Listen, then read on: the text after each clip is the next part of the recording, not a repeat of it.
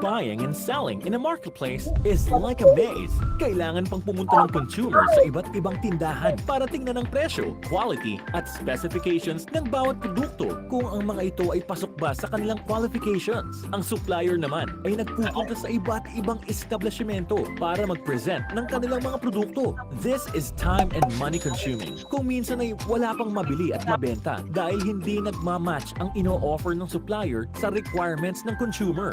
But with the procurement service of the Department of Budget and Management, you will be amazed. Ang PS-DBM ang magsisilbing meeting place ng buyers and sellers. Halos lahat ng common use supplies and equipments o CSEs at non-CSEs na kailangan ng government agencies ay maaaring ma-procure sa PS-DBM. Mula paper clips, janitorial supplies, computers and printers, maging motor vehicles at tickets for air travels. At bilang procurement agent, bumibili din ang PS ng mga non-common supplies and equipment or mga unique requirements ng mga ahensya tulad ng infrastructure projects, mga armas at gamit sa national defense, equipment para sa hospital at iba pa. Makakasave na sa time and resources. Makakasave pa ang gobyerno dahil ang presyo mas mababa kumpara sa market price. At ito ay dahil sa diretsong nakikipag-transact ang PS-DBM sa mga manufacturers. Kaya't hindi na rin kailangan pang magpunta sa iba't ibang government offices ng mga suppliers. PS-DBM ay ang link sa pagitan ng government agencies at manufacturers sa pamamagitan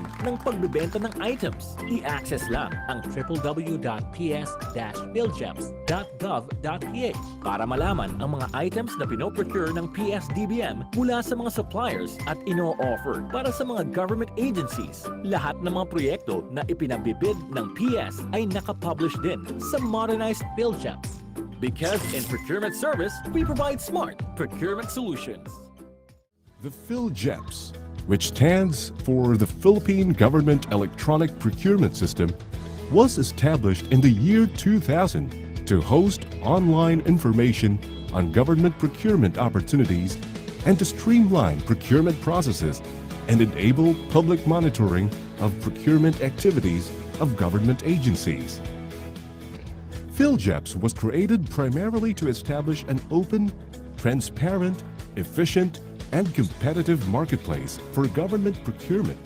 The passage of Republic Act 9184, or the Government Procurement Reform Act, GPRA, in 2003, further boosted the importance of PhilGEPS. It required all government requirements from goods, consulting services, to civil works to be centrally posted through the PhilGEPS website. It also mandated the registration of all national government agencies, government-owned and controlled corporations, government financial institutions, state universities and colleges, including local government units in the system. Suppliers, manufacturers, contractors, consultants dealing with the government are also required to register as well. PhilGEPS opens borderless procurement opportunities with no barriers and no dividers to users from Luzon, Visayas, and Mindanao. Moreover, suppliers from all over the world can also register in PhilGEPS and participate in government tenders.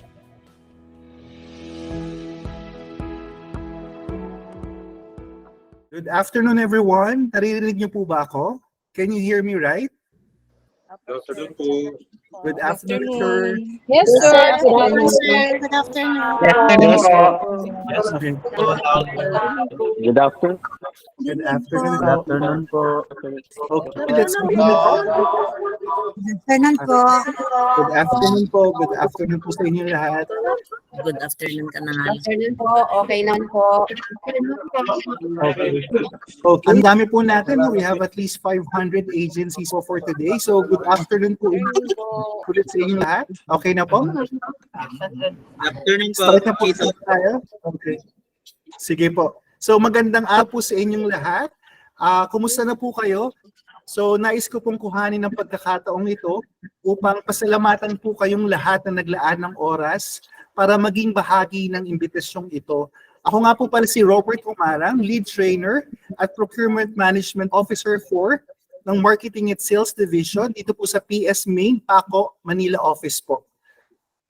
Sa pangunguna po ng Marketing and Sales Division Training Team at Regional Operations Group or ROG, ito po ang pangatlo at huling online learning engagement po para po sa buwang ito po.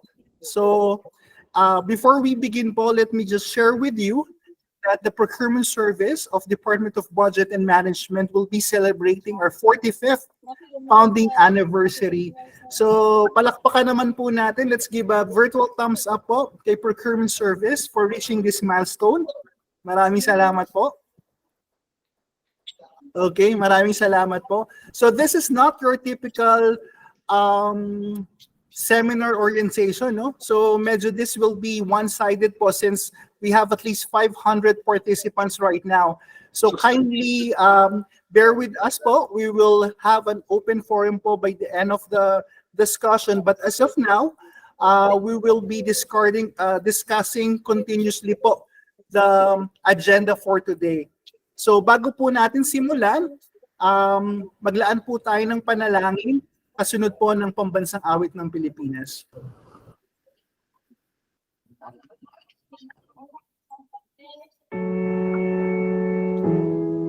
Let us put ourselves in the presence of the Lord.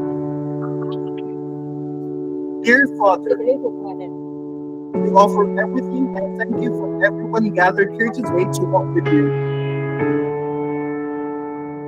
May we ask for your blessings and guidance so that activities set for this undertaking us open our eyes to see the wonderful things from this community. Ask you that you open our ears so that we may retain the invaluable knowledge. Open our minds for us to think wisely. Put us with understanding, cooperation, and peace in fulfilling our responsibilities. Open our hearts so that we may receive your everlasting love. And open our spirits so that we may know that you are with us all throughout the day. We ask all this in the name of Jesus Christ.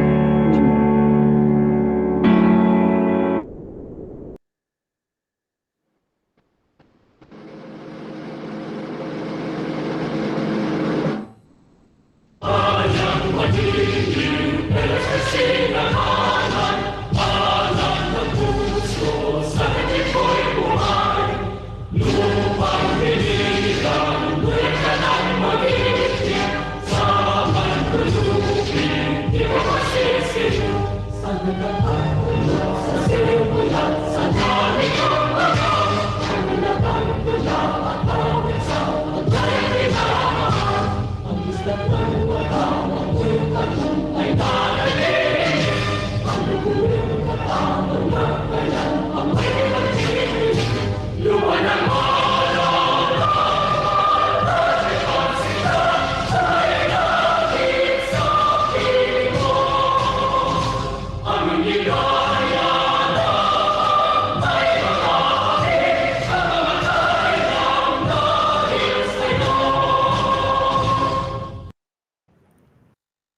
Okay, so since this is an online engagement lang po, we would like to remind everyone po that kindly turn off or i-mute po muna natin ating mga audio.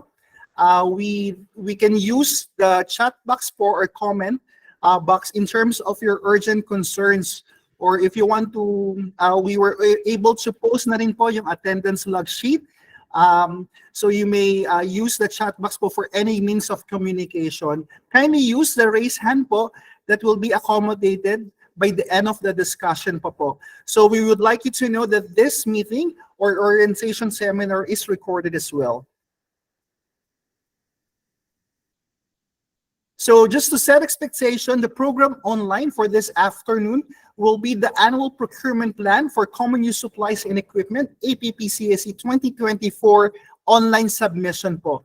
We would like to share with you as well the GPPB, or the Government Procurement Policy Board Resolution number 20-2018, approving the guidelines on the use of the virtual store for the procurement of the common use supplies and equipment. This will be our two major topics po for today. So we are hoping that we will have a productive sessions for this afternoon po. So to welcome us all for this engagement, we have a recorded message from our OIC Director or Procurement Group Director, Attorney Jen Enricho Kaon.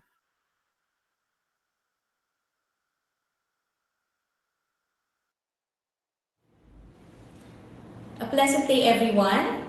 45 years into procurement and service, our agency takes pride in being able to provide for common use supply requirements of all national government agencies, government-owned and controlled corporations, government financial institutions, state universities and colleges, local government units, to enable them to function and perform their duties. In line with the government's efforts to push for digitalization, the Government Procurement Policy Board has issued its Resolution number 20-2018 to approve the guidelines on the use of virtual store for the procurement of common use supplies and equipment. Since August 2021, the PS-DBM has been fully implementing the use of the virtual store for government client agencies within the NCR and nearby provinces. The modernized PhilGEPS, or mPhilGEPS, on the other hand, has the e-bidding facility, which allows our stakeholders to engage in the procurement opportunities of our pioneer agencies online. The mPhilGEPS is intended to be fully implemented by 2024. Aside from the e-bidding facility, the PS-DBM will also be launching the e-marketplace in PhilGEPS this year to include the possible additional items in the CSE list. These additional features of PhilGEPS are intended to make the procurement process and activities timely and more efficient. Together with digitalization, PS-DBM is also pushing for green procurement initiatives which foster CSEs that have green or environmentally sound technical specifications as reviewed by our Technical Specifications Review Committee. This is our commitment to achieve the Sustainable Development Goal of responsible consumption. The PS-DBM is relentless in its efforts to provide avenues for our key stakeholders to engage in procurement opportunities that are green, high quality, affordable, and with ease. We encourage all of our client agencies to utilize the virtual store, as this fuses the concept of add to cart and procurement, which can now be done from the comforts of your own desks. We understand that the preparation of your agency's annual procurement plan, Common Use Supplies and Equipment 2024, is incredibly vital, which is why the deadline for the submission will be extended until August 31, 2023. On behalf of the Procurement Service-DBM, I would like to thank each and everyone for being here today to learn about the goods and services that we offer and to be oriented about the use of the virtual store.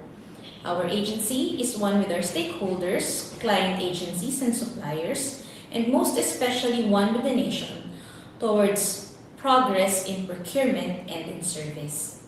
Mabuhay po kayong lahat at maraming salamat po. Thank you, Attorney Jen, for that insightful and inspiring opening remarks. So at this juncture po, we would like to, we know for a fact that this will be your at least first time para po sa mga regional depot clients in attending an orientation dito po sa Procurement Service-DBM. So we would like to share with you the PS-DBM establishment, legal basis. We will be also discussing the mandate, the CSE items that we buy, and the CSE items that we procure for 2023 po. So sa mga nagtatanong po, no, the procurement service was established by the virtue of the Letter of Instruction number 755 issued in 1978. So it's 45 years as well, by the former President Ferdinand Marcos po, no? So under this LOI 755 and Administrative Order number 17, series of 2011, we are actually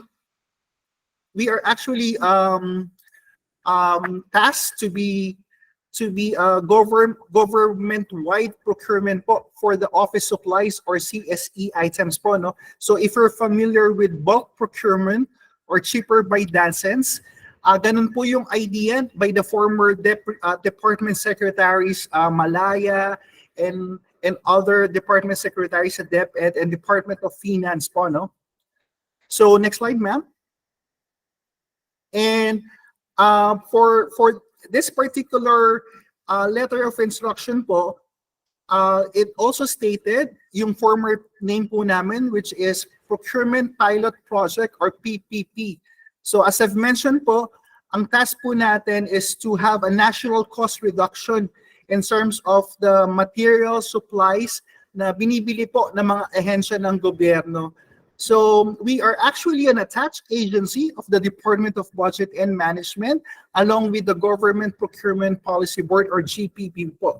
So as part of our mandate or our roles po, we also serve as we also do price monitoring, competitive bidding, inspection, quality control, and warehousing and distribution activities po. Right now, just to let you know po, CPS po is not actually getting funds from the GAA po or in the government appropriation fund po, no? So we're actually self-sufficient in terms of the agency status po. At ito yung sinacharge po naming service fee, which is 4%, actually covers all of our operating expenses for personal services and other operating expenses nga po. And by the Executive Order number 359, last June 2 of 1989, we were able to have a systematic or expansion in terms of our networks and regional depots po. So you can see on the next slide po, you can see our 11 regional depots. So right now, if you're part of these depots, can you give me a thumbs up lang po or pa-shout out na lang po from depot clients from Baguio City? Meron po bang mga taga Baguio dito from CAR? Do we have also regional depot clients from La Union? Meron po ba dito? Okay, hello po sa inyo dyan. From Cotabato po, hello po. Hello po, good afternoon po. Good afternoon, Ma'am Valentina. From Pampanga, we're expecting na marami po tayong client from Pampanga. Pabigyan naman po tayo ng virtual thumbs up. Kumusta po kayo dyan? We also have regional depots sa Legazpi sa Bicol. Kumusta po? Okay. We also have Cebu, Visayas, Cebu po, and then we have Tacloban. Do we have any attendees or participants from Tacloban? Hello po. Hello sir, kamusta po kayo dyan? And how about from Cagayan de Oro or CDO po? Meron po bang taga Cagayan dito? Hello po, sir. Dito po kami. Hello ma'am, kamusta po kayo dyan? And Davao? So, kamusta po kayo dyan? Okay, and from, I think this is Jensen or Coronadal. Do we have any agencies from Coronadal? Meron po ba? Jensen and Bituan, Caraga po. Last Hello po. Hello po. Okay. So, thank you Hello, for good afternoon. good afternoon po. Thank you for attending this orientation, no? Hopefully po makita-kita po tayo in person on our visit next time po dyan. So apart from the regional depots, we have also the LGU depots. These are under the local government naman po. So I think we have 15 po. Next slide, ma'am.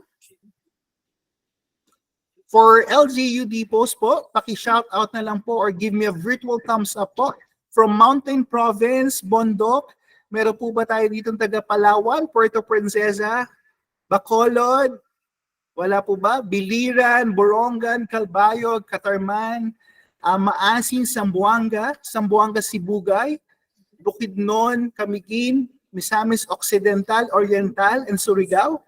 So, kumusta po sa inyong lahat? So, we have a vast network of regional and LGU depots.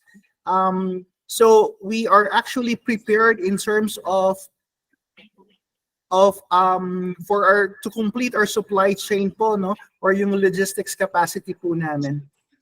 Next slide, ma'am. So if you want to check po for the other legal basis of the establishment of the procurement service or our operating procedures, you can check po yung Executive Order number 40. We have also number 285-322359, implementing rules and regulation of Executive Order number 40 and number 262 po. So this legal basis is available on our procurement service website po. You can check na lang po for these issuances. Okay, so just to discuss in depth lang po the procurement service mandate. Our first mandate is for the operation of the government-wide procurement system for CSE items po. We are also called one-stop shop or trusted or preferred public procurement partner po. And right now, the second mandate po of the procurement service is a price monitoring, use supplies, and equipments po, no? So, ang tanong po, no, paano po namin ito ginagawa, no? For us to be able to come up or to decide for the approved budget of the contract or ABC, nagkakaroon po kami ng canvassing or price monitoring sa merkado po. We also solicit or request for quotation from different suppliers. And once we're able to have the quotation po, nagkakaroon po kami ng study for a comparable price for all of the internet prices, the quotation that we have, and dun sa mga as available po, no, na presyo po sa merkado for us to be able to come up with the approved budget of the contract. So this particular activities po will avoid any overpricing po, no, or failure of bidding for a particular project. Right now, the third mandate of the PS-DBM po is to really identify po yung CSE items po, no, including po yung mga that is actually economically purchased or medyo cost efficient po siya, yung medyo mababa po yung presyo and within the scope of our activity as well. And just to share with you po, no, for visual learners like Pino na gusto pong makakita ng process flow or business model, this is the business model for the procurement service. We start with the APP-CSE po, no, yung annual procurement plan. And then once we aggregate your demand, kaya po i-advance yun, no, it's an aggregation of your demand for next year, we will have it, this will be the basis, the one of the basis for the competitive bidding demand planning committee po, no, along with the historical data, warehouse capacity. So ayun po yung importance for the aggregation of your APP-CSE for us to know or learn your demand for the following year po, no. So once we have the consolidation of the APP-CSE, which is extended until August 31 po, we will facilitate po the competitive bidding.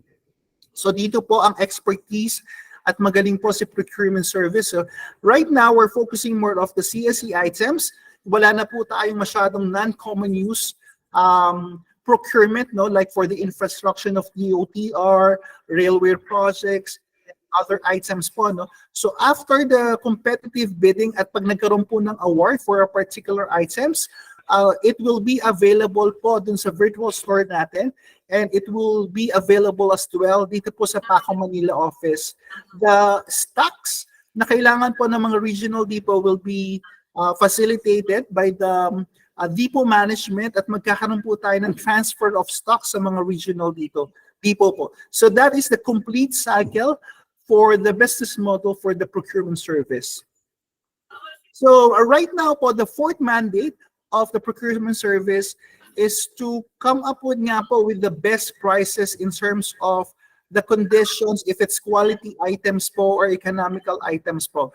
So we would like to have a pool of suppliers or merchants po with a reputable and duly licensed manufacturers po sana. So as of now, we do have a lot of engagement po, no, for potential bidders because we would like to promote a fair market competition for our competitive bidding as well.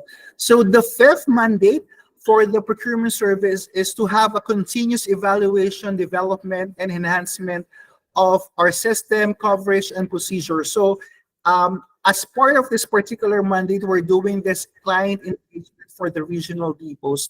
And aside from that po, we are also updating po, no, yung what we call our capacity building in terms of our knowledge in terms of procurement law as well.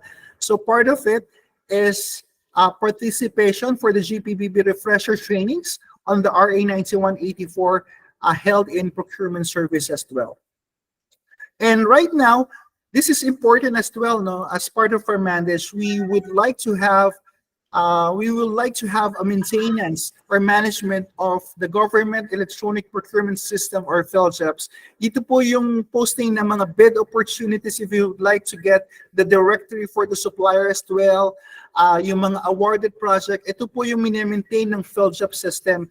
And the second system is the modernized PhilGEPS or the 2.0 that you can access the APP-CSE and virtual store. So that will be our 5 mandates for the procurement service establishment po. So right now po, we would like to discuss to you to go, if you're not familiar with PhilGEPS, no? So Robert, ano po ba yung PhilGEPS? This is actually otherwise this is based on the procurement bible po, no, na RA 9184 or what we do for yung we normally have this kasi to promote transparency in government procurement po, no. So the PhilGEPS objective is to have an open, transparent, efficient, competitive marketplace for all of the government procurement activity po. So this is not limited for common use supplies or office supplies. It will be good for general support services. We also have yung mga civil works po, infrastructure, and consulting services as well po. So ano po ba yung benepisyo, no, sa gobyerno ng PhilGEPS? As I've mentioned po, it promotes transparency. It also increase the competition resulting to a competitive price bid. So kung meron pong mga new players or mga new potential bidders, all of the information are available on the PhilGEPS system as well. It also reduced the procurement costs, including yung mga posting po natin sa mga newspaper. Alam niyo na,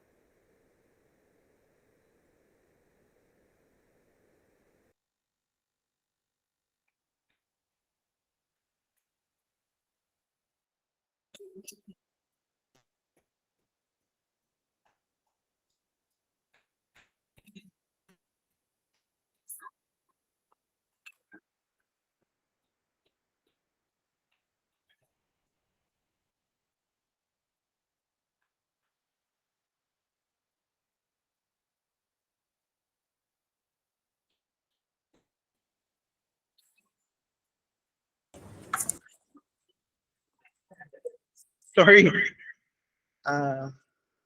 I-mute lang po natin yung kabilang. Okay, so let me just continue lang po, no? In terms of the PhilGEPS po, as I've mentioned, this is part of the RA 9184 series of 2016. It also stated that we have agency to agency or procurement agent methods of procurement po, no? Mostly po, the procurement agent is kayo po yung mga ahensya ng gobyerno. If you're part of your LGUs, you're doing your own procurement po. If it's agents to agency po, let's for example, hinap po kami ni DOH for certain projects, We have DOTR for certain projects. Yun po yung agency-to-agency procurement po. So ano po ba yung benefits sa mga suppliers or merchants, no? So it also give them access in 24/7 kung ano po yung mga opportunities for bidding, no? It also provide, or you can download electronic documents na po. No need for hard copy downloading or submission. It is also the facility to upload eligibility documents like for the DTI, for your SEC, for other documents po in terms of your technical component pagka nagbi-bid po kayo for a certain project. So right now, it also have a notification, no? If you want to be alerted, no? For example, you're part of consultancy for a project, or if you're part of ang TOR nyo po is for ISO certification or ISO orientation, you will be notified if a certain agency is asking or needing a consultant firm for ISO certification. So right now, it will also provide the government for a market research for efficient and better procurement activity as well. So this is the two platform that under the modernized PhilGEPS po. No? We have PhilGEPS 1.5 and modernized PhilGEPS. So dalawa po yan. No? Don't get confused po. If you're actually accessing the 1.5, you have the URL at notices.philgeps.gov.ph. So dito po nyo ginagawa yung posting for the bid opportunities, and if you would like to search for suppliers as well. Ang modernized PhilGEPS po, the 2.0, under URL www.philgeps.gov.ph, will let you upload your APP-CSE and access the virtual store. So ito po yung may facade ni DBM po. No? So as of now, we're discussing, or we're more focused on the modernized PhilGEPS for APP-CSE and virtual store. So to continue lang po for the important discussion about the APP-CSE online submission, may we call on Ms. May Ann Chan from the Marketing and Sales Division. Magandang hapon po sa inyong lahat. Okay. So I'll be discussing po about the APP-CSE. So ano ba yung APP-CSE? So marahil yung iba po sa inyo ay bago pa lang sa inyong mga ahensya na nakatakdang mag-submit or na-assign na mag-prepare ng inyong APP-CSE at mag-submit online. So itatakal po natin yan sa hapon pong ito. At ibibigay din po natin kung ano po ba yung legal basis ng submission ng APP-CSE. Paano din yung mag-fill out o mag-prepare ng APP-CSE, at paano to i-upload and approve online, and then paano din yung mag-create ng APP-CSE supplement, at i-show din namin o pipresent din yung mga frequently asked questions regarding sa APP-CSE. Okay, so ano ba ang APP-CSE, or the Annual Procurement Plan, Common Use Supplies and Equipment? So it refers to the yearly requirements of an agency for CSE approved by the head of the procuring entity or his or her duly authorized representative. So ito na yung isasubmit natin this coming August 31. So nagkaroon tayo ng extension. So sana makahabol lahat. Alright, so the APP-CSE form contains the CSE carried by the Procurement Service, Department of Budget and Management that may be purchased by the government agencies. So makikita po doon sa form yung lahat ng mga items na available sa or pinuprocure ng PS-DBM. Yan, nakalist down siya doon. So sa mga nakapag-prepare na nakita po yun, yung mga items na nandun doon, yung mga CSE items natin. And then, consistent with the DBM Circular Number 2018-10, dated 8 of November 2018, yung APP-CSE shall serve as the agency's annual procurement request for all its CSE requirements. So, ibig sabihin, kailangan natin mag-submit po talaga at mag-upload online ng ating APP-CSE para po tayo ay makabili ng mga CSE items sa PS-DBM. So, requirement po siya para tayo ay makapag-procure ng CSA items. Okay, so the submission of APP-CSE is in compliance with Administrative Order Number 25, Series of 2011, issued by the Interagency Task Force on the Harmonization of the National Government Performance Monitoring, Information, and Reporting System. So, a memorandum circular issued by the DBM also indicates that it is among the agency accountabilities in the guidelines on the grant of the performance-based bonus per fiscal year. So, ito ay requirements para tayo ay magkaroon ng PBB. Although hindi siya part na ng major na requirements, under na lang siya ng agency accountabilities, but still requirement pa rin siya para hindi tayo ma-isolate sa grant ng PBB. The submission of APP-CSE is accomplished by uploading the approved file in the modernized PhilGEPS through the APP-CSE module. So, again, yung compliance ng requirements na to ay yung uploading ng inyong APP-CSE. So, but of course, make sure na bago natin yan i-approve or i-upload online, internally, aprobado na yan ng inyong agency. Okay, so next ay kung paano ba natin fill outan yung ating APP-CSE template, and then sunod na niyan yung paano pa mag-upload at mag-approve ng APP-CSE online. So stop ko lang po itong sharing ng presentation. Will be sharing naman yung template ng ating APP-CSE. Alright, nakikita nyo na po ba? Ay nag-flash. Ito na. Okay.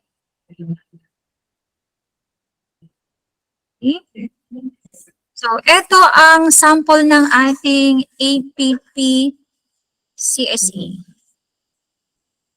Ito natin para makita yung itsura niya. Ayan.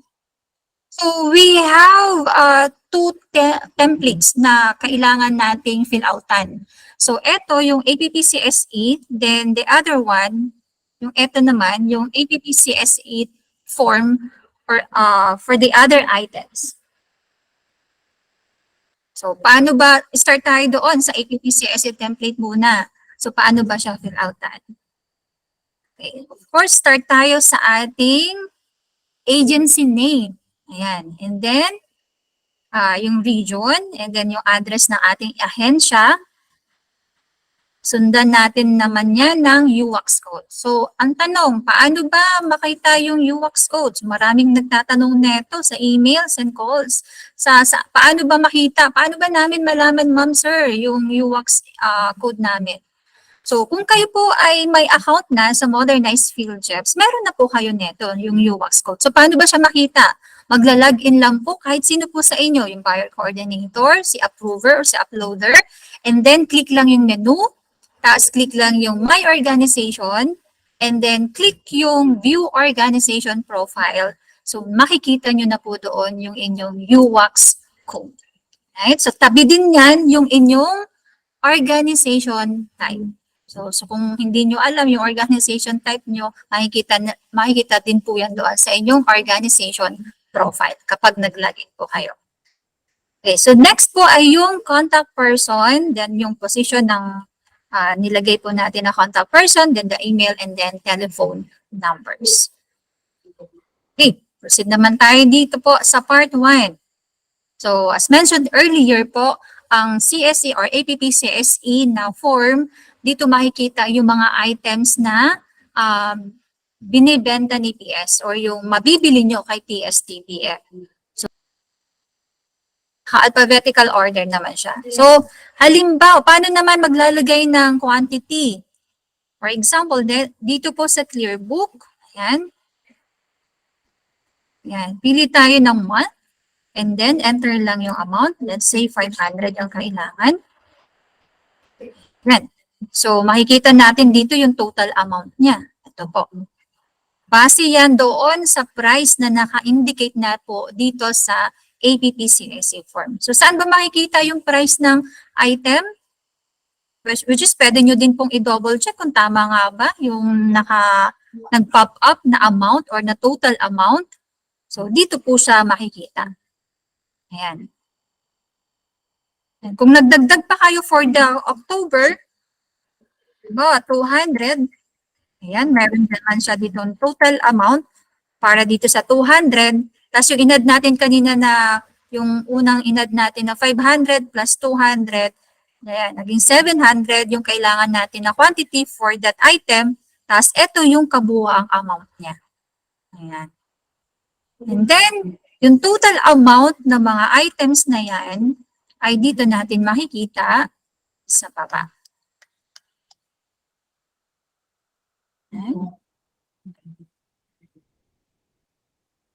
Ayan. Okay. So, proceed tayo naman doon sa part 2. Ayan. Meron, yung APP-CSE natin, meron din na list of items na hindi kasama doon sa CSE. So, bakit naman to inilagay dito? Ayan. Actually, kasama na to dati pa sa mga APP-CSE na form natin. So, ito ay mga identified na items na ginagamit or binibili ng mga government agencies. So, nilalagay natin siya dyan para mag-survey ulit kung gaano ba karami ng mga government agencies ang bumibili nito. Yan. At gaano kalaki, gaano kadami yung binibili nila. Then, i-study ng PS-DBM yan kung pwede na siyang isama sa CSE list natin. Yan. Para hindi nyo na siya ipabid at si PS-DBM na yung magpapabid, bibili na lang ninyo sa aming ahensya. Ayan. Okay, so kung may part 2 dito, ano yung kaibahan naman ng isang APP-CSE form other items? Kasi dalawa yung form natin. Ito yung APP-CSE, tapos ito naman yung other items. So, dahil sa mga APP-CSE na sinubmit po ninyo, lahat ng mga ahensya, national government agency, or all government agencies, yung mga nilista po natin dito sa part 2, kinonsolidate yan ng aming ahensya. So, hindi siya magkasya dito sa part 2 na to, kaya kami gumawa ulit ng another item or other form. Ayan. So, nilista dito yung mga categories. Ayan. Ayan. Kaya kung ang mga other items natin or non-CSE natin ay hindi makita po dito, mag-fill out po tayo dito sa other items. Ayan. So, for example, itong acetylene. Ayan. So, kakopy lang natin siya. Tapos, dito na tayo ita-type natin siya or copy-paste lang dito. Nasa other items form na po tayo. So, dito sa other items na form, nire-require yung UNSPSE code. So, hindi nyo naman na kailangan i-encode kasi provided na siya dito sa list. Kumbaga, naka-formula naman na siya. Kapag kinopy-paste nyo, automatic nagpa-pop up si UNSPSE code. So, just in case na upon checking dito sa list, hindi siya available, pwede naman po tayong mag-input ng item. Although, protected yung part na to, kaya hanapin natin yung pwede tayong mag-fill out ng other items. So, pwede tayong mag-fill out dito po sa baba ng 100, yung number 100. So, pwede kayong mag-add ng rows na, mag-additional rows na kahit na ilang rows na gusto nyo pong i-add. Depende po sa items na ilalagay po ninyo. So, wala na pong restriction yan. Pwede na kayo mag-input ng items dyan. And then, ilagay yung prices and then yung quantity. And then must be signed and approved by your agency. So, ayun po yung pag-fill out ng ating mga templates and yung submission, ang isa-submit or i-upload lang natin sa modernized PhilGEPS ay ito pong APP-CSE na to, itong template na to. Etong other items, hindi na po natin yan i-upload sa website. Mayroon tayong i-provide na link kung saan kayo mag-upload ng other items or completed or accomplished na other items. Right? So, exit ko na po ito. And then, punta naman po tayo dito sa training site. So, kung meron po kayong mga katanungan, meron kaming sinend na link para doon sa mga questions. Pwede nyo pong i-input doon yung mga katanungan po ninyo or pwede kayong mag-chat sa ating chat box. And then, doon naman sa willing na erase yan or magsalita. Later on, meron naman tayong naka-allot for na time para sa open forum. So let's start sa uploading na tayo. Tapos na tayo sa completion or pag-fill out ng ating APP-CSE. So proceed na tayo sa uploading. Alright, so there are three important na user roles para sa successful submission ng ating APP-CSE. Right? So dapat meron tayong active na buyer coordinators account. Then second, meron tayo dapat na uploader. And then the third one is si approver. Okay, so si buyer coordinator kasi yung mag-a-assign o magbibigay ng access kung sino yung bibigyan niya ng, kung sino yung dapat na mag-upload at sino yung mag-approve. So si uploader naman, of course, from the word uploader, siya yung mag-a-upload ng inyong APP-CSE. Tapos si approver naman yung magdo-double check or mag-a-approve ng inyong APP-CSE online. So not necessarily naman si approver yung not necessarily na yung inyong head of the procuring entity yung magiging approver niyan. So, pwedeng mag-designate ng any representative from your agency para mag-double check nung in-upload ni creator or ni uploader. Yan, bago yan i-approve online. Kasi kailangan yung status kapag na-roll out na yung virtual store, kapag kailangan na-approve yung status ng inyong APP-CSE para makapag-bili ng CSE items sa virtual store. So, kapag kasi naka-pending lang siya or naka-drop, hindi kayo i-allow ng system. Okay, so start tayo sa uploading. Magla-login ako as the buyer creator or buyer uploader.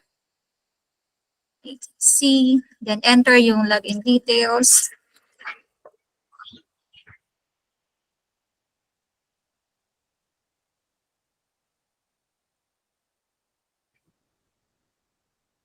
Alright, so may ma-encounter kayo na ganitong pop-up message. So, i-click lang po yung okay para makapag-proceed. Then, click yung menu. And then, hanapin yung APP-CSE. Alright, so upload APP-CSE para makapag-upload. Okay, so kung aside po doon sa mga link na ibinigay sa FB page at saka sa procurement service na website para ma-download niyo po yung template ng APP-CSE. Available din po siya dito sa account po ninyo, which is eto po yun. Ayan. So, i-click nyo lang po yan para ma-download nyo yung copy niyan. Okay, so sa updated na website, in-update yung website or yung module ng APP-CSE. So right now, meron po dito na panibagong option bago mag-select annual year. So meron dyan na option wherein pwede kayong mag-select ng depot na malapit sa inyo. Ayan, so i-click nyo lang po siya, tapos makikita nyo po, may drop-down list doon. Pwede kayong pumili ng assigned ng depot po ninyo. So, kapag nakapili na kayo ng assigned depot, ang next na gagawin ay mag-select ng annual year. Ayan, select tayo ng 2024, then choose file.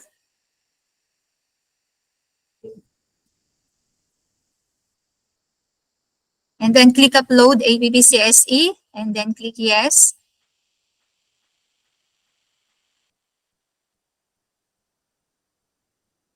Sorry. Ayan. 24, choose file. Example. Upload. Click yes.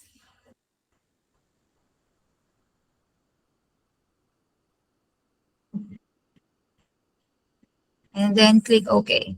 So once uploaded, nasa draft APP-CSE page na tayo. Just select the year and then click on the view items button.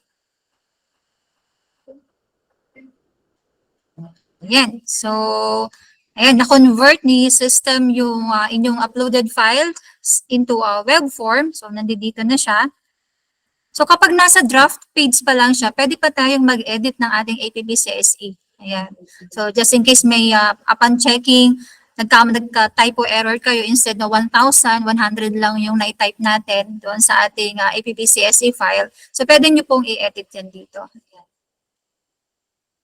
Okay. For example, etong item na to. Ayan. Sa first row, click lang natin yung edit icon under the action column.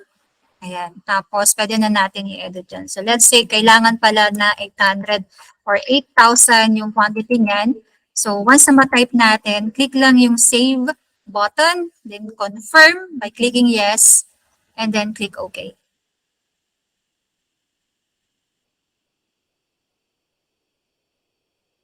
Ayan. So, nag-reflect dito yung 8,000. Ayan. Okay, so once okay na, click lang natin yung send for approval na button. And then magse-select naman tayo ng approver. Ayan. So ito. So make sure na tama yung isi-select natin na name ng approver. Kasi kapag, halimbawa, ako po yung inassign ninyo na approver, kapag nag-login ako, hindi ko makikita yung sinend po ninyo. Ayan. So ang gagawin nyo po doon para ma-send nyo po ulit siya sa tamang tao, i-click nyo po yung recall button. So, let's say, pili na tayo. Then, mag-add lang tayo ng comment for approval. Then, click send for approval button, and then click yes, and then click OK.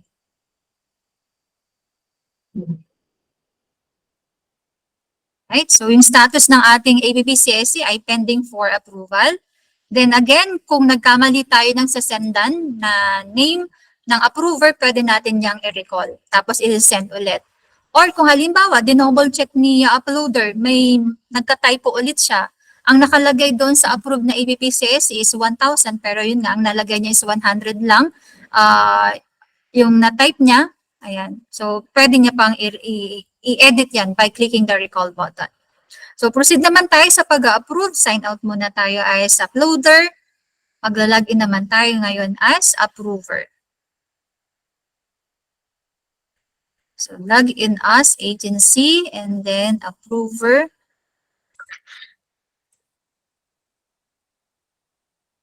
CQI 90.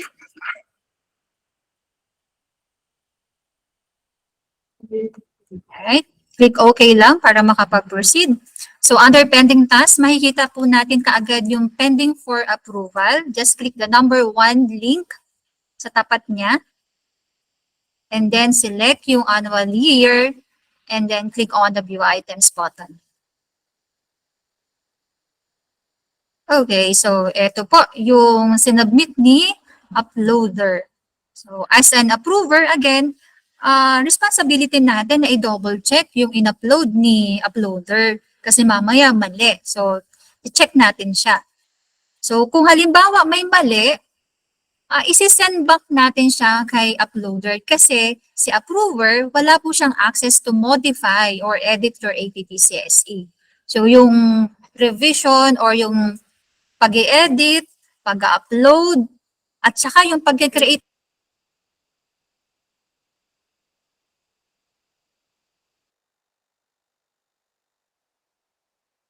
Wala po yung audio, ma'am.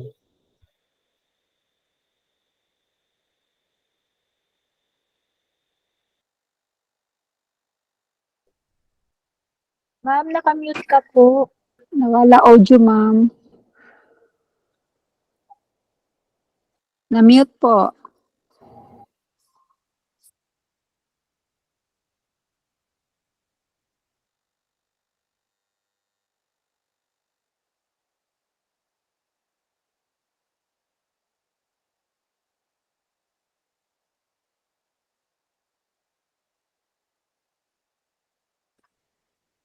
Alright.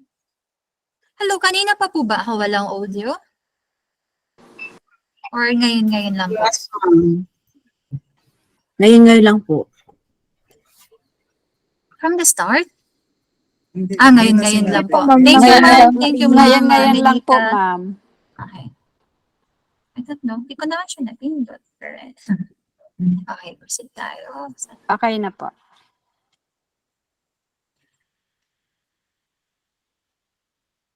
Okay, so kapag nag-a-approve si approver, i-require siya ng system na mag-upload ng PDF copy ng inyong signed na APP-CSE. Though, ina-allow naman ng system na na makapag-upload kayo ng inyong Excel file. So, pwede naman yon kung mas prefer nyo na Excel file siya. So, again, pwede yung PDF, pwede naman yung Excel file, or JPEG pwede rin, or doc pwede rin naman yan. Then, kapag nakapag-upload na tayo, click lang yung approve button, then click yes, and then click OK. Ayan. So, approved na yung status ng ating APP. So, again, kapag ang ating APP-CSE ay nasa approved status na, pwede na tayo niyan na pumunta doon sa virtual store at makakapag-order na tayo ng ating CSA item. So, what if after ma-approve siya, meron tayong additional na CSA items na gusto nating bilhin, o kaya mag-a-add tayo ng quantity, o kaya magma-minus or magbabawas ng quantity, pwede pa ba natin gawin yon? The answer is yes. Yun nga lang, i-require tayo ng ating ng system na mag-upload muna ng ating APP-CSE supplement. So, paano ba yun gawin? So, let's try to log this out na. Magla-login naman tayo as uploader or yung si creator. Kasi siya lamang yung may access to modify your APP-CSE. So, login po ulit ako as creator or uploader.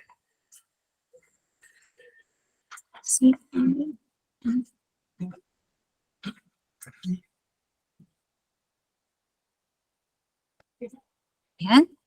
Skip lang natin to. Tapos punta ulit tayo sa menu button, then APP-CSE. And then, okay, dito natin, ito yung i-click natin, View Uploaded APP-CSE para tayo ay makapag-create ng supplement. Tapos piliin yung year and then click on the View Items button. Okay, so ito na yung in-approve kanina. Yan. Okay, so kung mapapansin ninyo, yung account ni uploader, meron lagi ditong edit icons under the action column. So, siya lang talaga yung pwedeng mag-update ng inyong APP-CSE. So, paano mag-create ng APP-CSE supplement? First, kailangan natin mag-upload ng APP-CSE supplement na file. So, kapag clinic natin yung pag-a-add ng supplement, si system, nag-generate siya ng supplement number. So, i-take note natin yan kasi yan ay i-input natin kapag nag-e-edit na tayo doon sa edit quantity form. Then, select the year, the date, then choose the file. Then, click publish, and then confirm by clicking OK. Then, ayan, click OK na. Okay, so meron na tayong supplement. So, next natin gagawin, mag-i-edit na tayo. So, let's say, dito sa item, nasa row 2, natin tong action column, click natin yung edit quantity na icon, so, magpa-pop up na yung edit quantity form, and then dito na tayo pwedeng mag-add or mag-minus ng quantity. 400, by September, 8,000. Then click on save, confirm. Ayun. So, nakalimutan natin na i-indicate yung supplement number. Ayan. So, ito yung supplement number na generate kanina. So, pwede natin na i-save and then click yes and then click OK.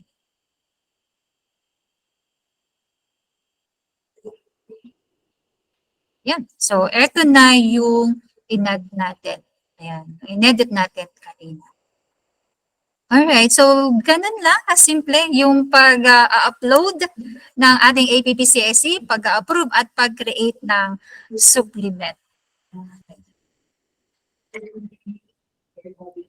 So, yung mga questions later on po, para tuloy-tuloy po tayo. I-reserve niyo po muna yung inyong mga questions later sa open forum.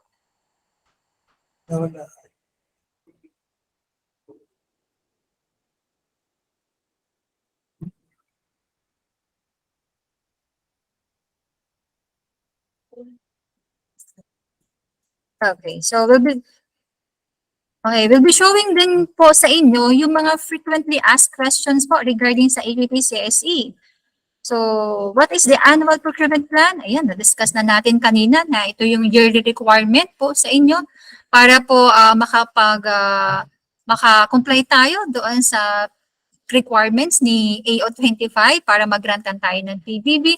And of course, dito sa PS-DBM, napaka-importante ng APP-CSE para sa forecasting po ng mga kung gaano ba kadami yung dapat na ipapabid ng PS-DBM doon sa mga CSE items na nakalista sa ating APP-CSE form.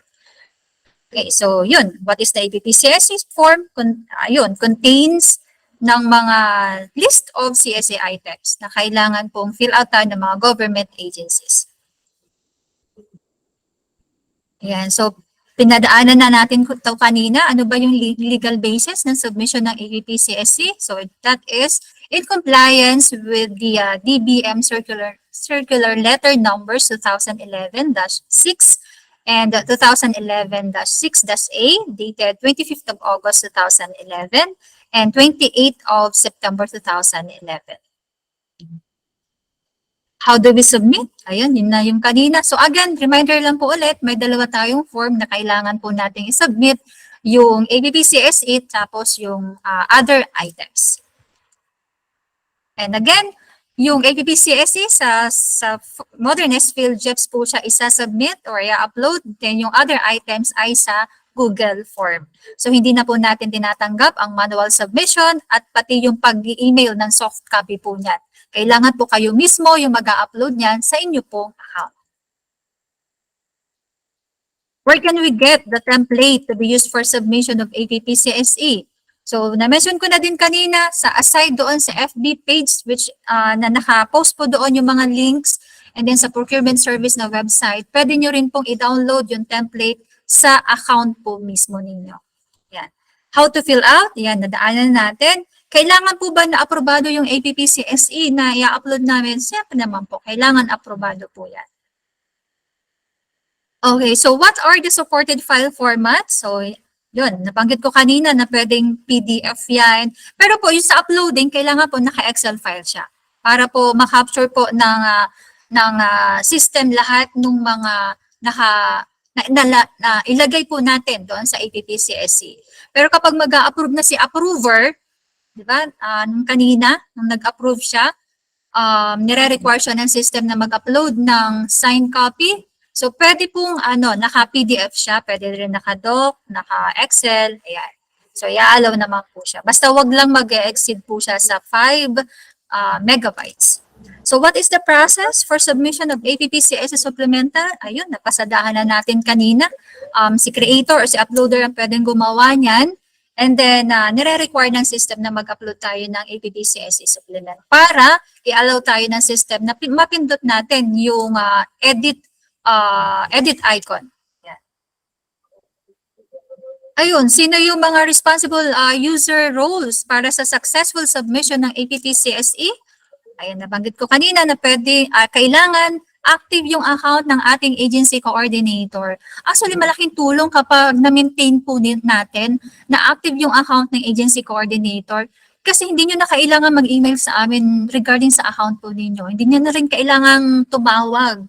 Kasi si agency coordinator, pwedeng do have an access po na i-manage yung account po ninyo. Pwede siyang mag-reset ng password ng mga user ID na nakakalimutan yung password. Pwede din siya na mag-add ng sub-user kung may mga may mga bagong tauhan na ina-assign as a creator or as uploader, hindi nyo na kailangan mag-submit sa amin ng form, ng registration form para i-facilitate lahat ng yon.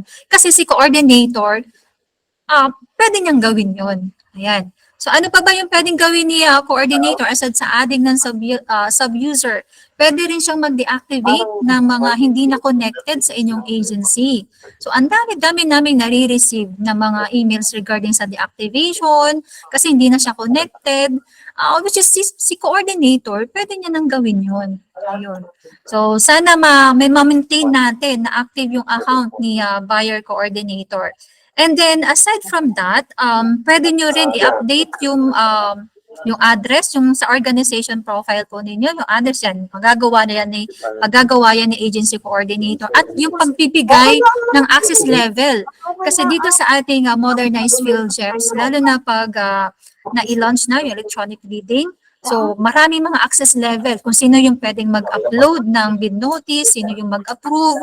So lahat yan ay pwedeng ibigay ni buyer coordinator. So hindi nyo na kailangan talaga na mag-email sa amin para gawin lang lahat ng yon. Okay, sino ba si APP-CSE uploader? Ayan, any person authorized by your agency na mag-upload ng inyong APP-CSE. Okay? Or mag-edit ng inyong APP-CSE. So APP-CSE approver naman, again, hindi siya yung, not necessarily na siya yung inyong supervisor kasi laging busy si supervisor o si head of the procuring entity, baka submission na, hindi pa natin siya mahagilap kasi marami siyang appointment. So pwedeng mag-assign ng any authorized person na mag-double check at mag-approve niyan online. Okay, so ito po yung pinakita ko kanina na bago sa ating forms. So meron tayong dalawang forms na kailangan nating i-submit. So yung APP-CSE tsaka yung other items na form. So ito yung mga bagong items na included doon sa part 2. Ayan, so check po natin kung kasama dyan yung mga items na madalas natin na gamitin or bilhin. So kasama din sa part 2 yung airline tickets for domestic and international and motor vehicle. Ayan, para sa verifying ng requirements ng mga government agencies. And then yung selection of depots, yan sa napakita ko po kanina na bago tayo magse-select ng annual year, yan, you do have an option na po na mag-select ng inyong depots kung saan nyo po gustong bumili ng inyong items. Yan, ito pa yung mga additional na items na included sa ating mga forms.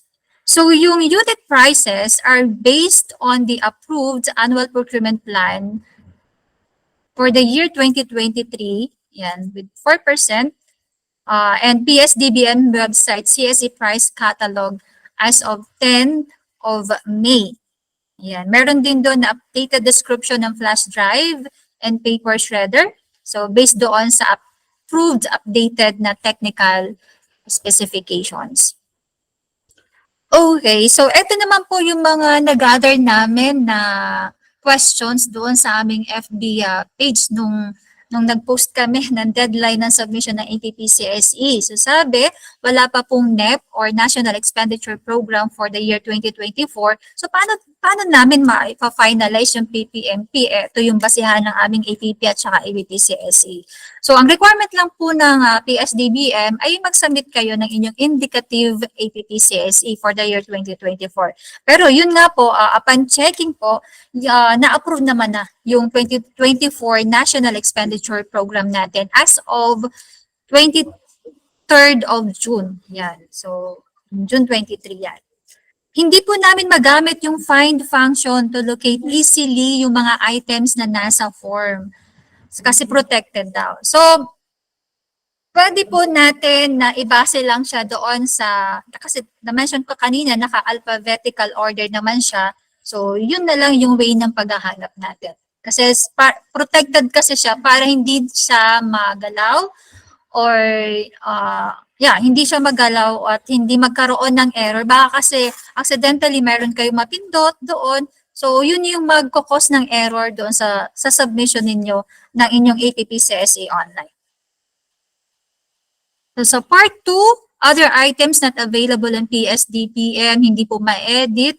So, pwede po kayong maglagay again doon sa, di ba, up to 100 yon sa part 2. Sa 101, pwede po kayong mag-add ng rows doon. At doon nyo po i-input lahat ng mga items na hindi provided doon sa list ng form. Saan po namin ililista ang NCSE items na wala pong UNSPSC sheet? O, yun, nabanggit ko na. Pwedeng mag-add ng rows. Okay na to. So, pwede nyo pong i-screenshot itong mga contact information or details po for your reference kung may mga questions po kayo. Yan. And yung list ng mga submission po ay available po yan sa Procurement Service na website. So, sa ngayon, as of July 23 pa rin yung nandito. So pero kung gusto niyo pong magpa-confirm, pwede po kayo mag-email sa amin. Pero kung sa part po ninyo, nakikita niyo naman na po, na uploaded naman siya at na-approve naman na po ninyo, okay na po yun. Kung gusto niyo pa rin makasigurado, pwede niyo pong i-screenshot yan, i-keep niyo po muna. Kasi halimbawa po, dumating yung updated na list, tapos wala po doon yung name ng inyong agency, pwede nyo pong i-present yung screenshot po ng inyong submission online. Isama nyo po yung date with time pa po. Yan. Para sure po kayo. At hindi po kayo mangamba. Yan.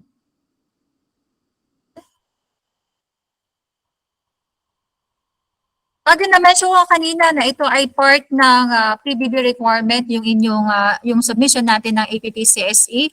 So yung agency magsasubmit ng APP-CSE at ini-endorse yan sa validating agency. So ang validating agency ng APP-CSE, of course, si PS-DBM. So subject for review yan and assessment. And then kapag okay, mag-i-email sa mga government agencies kung nakapag-comply sila doon sa requirement na yon. Okay, so for the year 2022, ito po yung mga target na agencies na dapat nakapag-submit. So, 314 agencies. So, out of 314, 201 yung coming from the national government agencies and 113 from the state universities and colleges. So, ilan ba yung nakapag-submit at hindi? So, sa 201 na national government agencies, meron lamang tayong 164 na nakapag-submit successfully. Tapos meron 24 naman na hindi nakapag-submit at 13 yung late submission. So doon naman sa state universities and colleges, meron tayong 88 na successful submission and then 14 yung hindi or walang na-submit and then 11 yung late submission. So sana po lahat tayo makapag-submit within the deadline since nagkaroon ng extension naman po ang PS-DBM. Okay, so yan po yung aking last na slide sa presentation ko po sa inyo and sana po marami po tayong natutunan at again ay makapag-comply po tayo doon sa submission ng ating APP-CSE. Muli magandang hapon at marami pong salamat po. Ma'am, pwede po ba? Okay, so tuloy-tuloy na po tayo yung discussion natin. This is actually the part na medyo exciting. Excited na po ba kayo? So this is for the virtual store. Next slide, ma'am. So flash on your screen po is the Government Procurement Policy Board Resolution number 2020-18 po. Approving the guidelines on the use of the virtual store for the procurement of the common use supplies and equipment. So si Procurement Service po would like to join the government in terms of the digitalization po, no?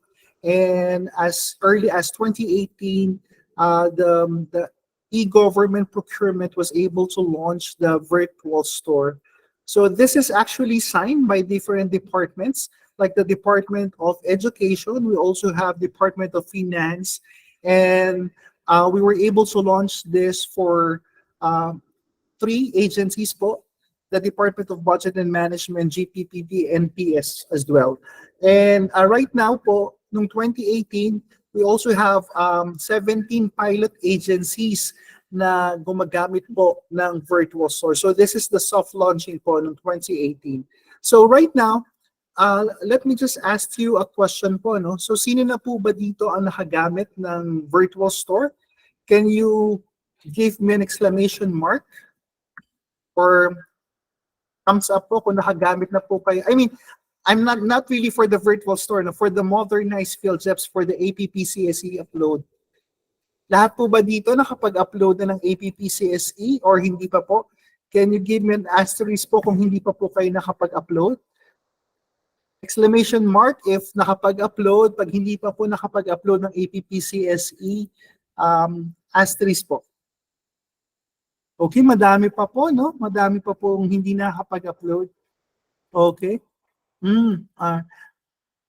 So the reason why I'm asking you is because nga po, kaya po namin ginagawa yung client engagement na ganito is for you to be aware na meron pong mandato na kailangan nyo pong mag-upload ng APP-CSE 2024 at kailangan nyo pong gumamit ng virtual store. So the technical definition of the virtual store, it's an online service of the PS-DBM that allows agencies to view, search, select, and procure common use supplies and equipment.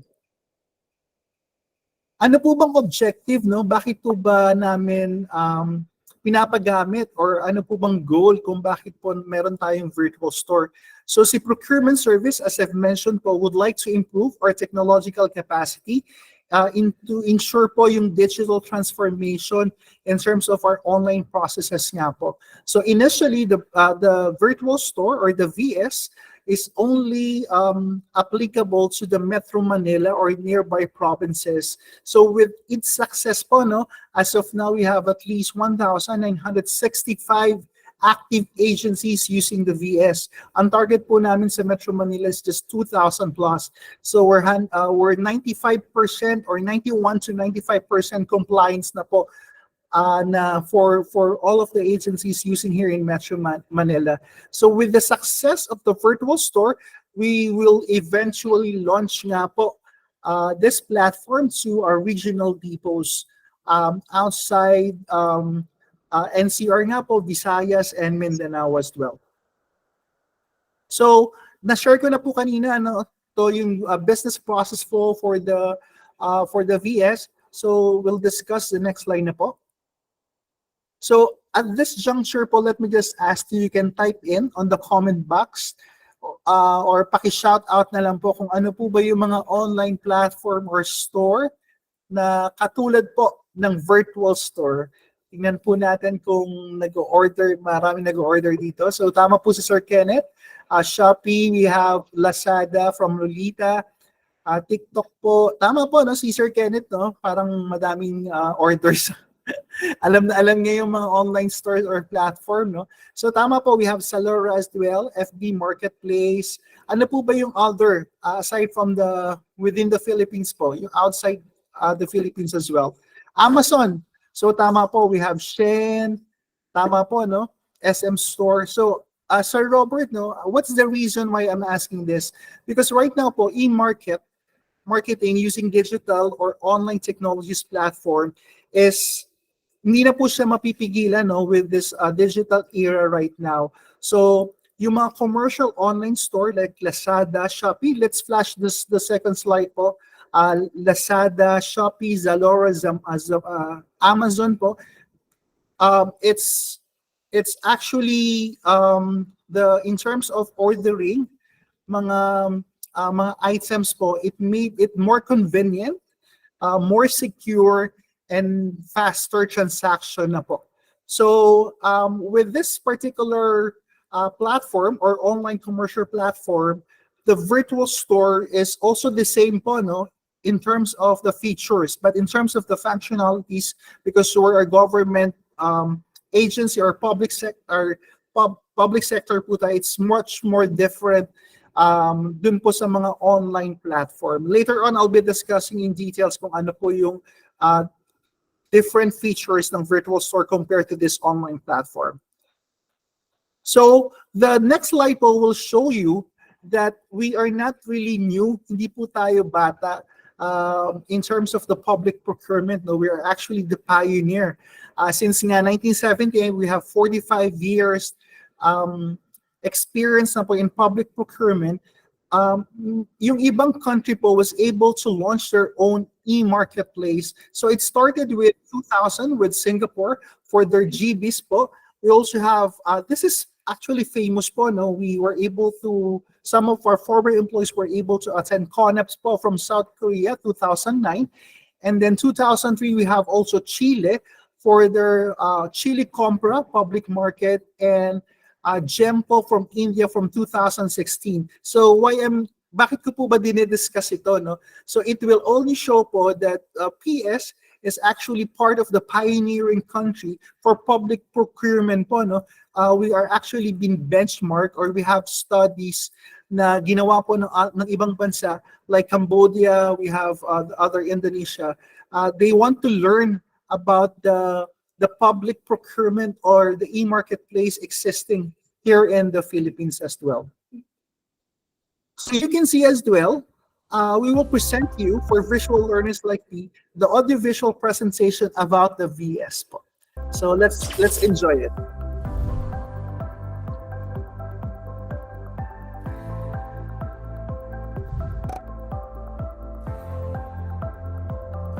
We are now in the digital age, and e-commerce makes it possible for businesses to reach their clients faster and more efficiently. Halos lahat ay napapadali gamit ang technology, at isa sa mga magandang resulta ng teknolohiya ay ang online purchasing o ang pagbili ng mga bagay na gamit lamang ang computer, laptop o mobile devices. At hindi magpapahuli ang Procurement Service at PhilGEPS sa larangan ng e-commerce. Ang mga empleyado ng gobyerno ay maaari nang mag-purchase online ng mga Common Use Supplies and Equipment o CSEs sa pamamagitan ng virtual store ng Procurement Service of the Department of Budget and Management o PS-DBM. Para ma-access ang virtual store, kailangan lamang mag-fill out ng Virtual Store Buyer Registration Form para sa agency buyer at APP-CSE approver and uploader at isubmit sa PS-DBM. Saka lamang bibigyan ng access ang inassign na APP-CSE uploader and approver para ma-download at ma-upload ang APP-CSE, at ang agency buyer naman para sa pag-procure ng CSEs online gamit ang virtual store. Magkakaroon na rin ng e-wallet number ang ahensya na kailangan nilang malagyan ng pondo sa pamamagitan ng pagbabayad sa PS-DBM para makapag-purchase online, at i-assign sila sa default depot na magpo-process ng kanilang orders sa virtual store. Gamit ang VS, ang mga ahensya ng gobyerno ay maaaring mag-order ng items at quantity na nakalagay sa kanilang Annual Procurement Plan, Common Use Supplies and Equipment o APP-CSE. Kaya kailangan na nakapag-upload ang government office ng kanilang APP-CSE sa PhilGEPS. Sa pagbili ng mga office supplies gamit ang virtual store, makakasave na ng gastos at oras ng pagbiyahe ang mga ahensya ng gobyerno. Hindi na rin kailangan maghintay sa pila. Gamit ang virtual store o VS, hindi na kailangan pang umalis ng mga empleyado ng gobyerno sa kanilang opisina para bumili ng kanilang office supplies mula sa Procurement Service. Magagamit ng mga empleyado ang oras na ito para sa kanilang core functions. Mas mailalaan nila ang kanilang budget at oras para sa kanilang mandato. In Virtual Store, everything is faster and in real time. For more information, visit www.ps-philgeps.gov.ph or call 02-8290-6300 or 8290-6400. Okay, so right now po, the virtual store is fully implemented here in Metro Manila last August of 2021. So it's not really a hard or stringent implementation, no? So hindi po agad transition na from manual, we have the virtual store instead. So most of the client agencies, as we expect po, no, from you, no, for implementation, hindi nyo po agad mag-grasp in terms of using the virtual store, even though we have the online platform na po of Shopee and Lazada. So we still accept the agency procurement request or the APR. We teach every single walking clients or the supply officer po in terms of adding cart for their CSE orders. And once they're comfortable na po, and they're really familiar na po in terms of using the VS, saka po namin sila tinatransition or pinapagamit ng virtual store for their succeeding orders na po. So next slide, ma'am. So ano po ba, no? What is the advantages or the essential features of the virtual store compared to the manual procurement? No?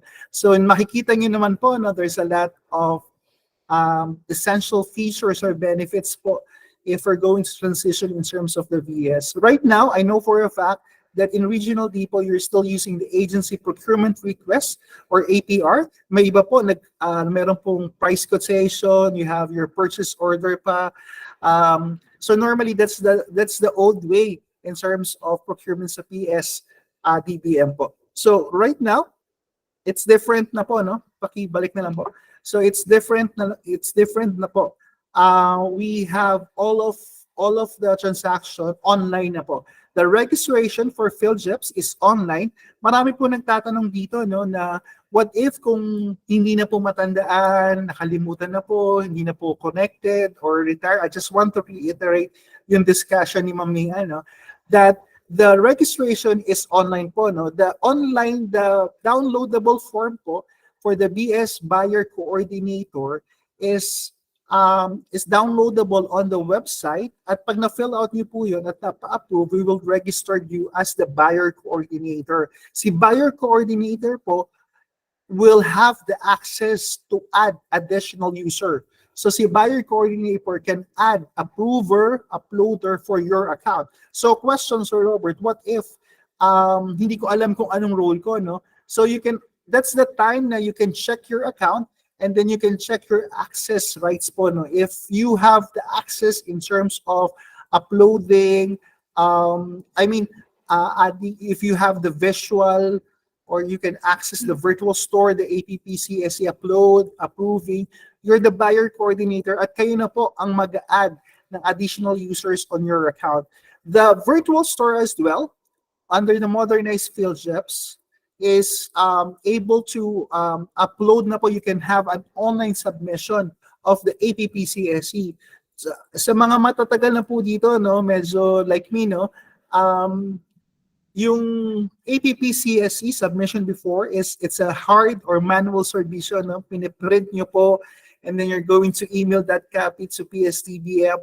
Ganun po ka Jurassic, no, or tedious yung submission po natin. Right now, it's an online submission na lang po natin.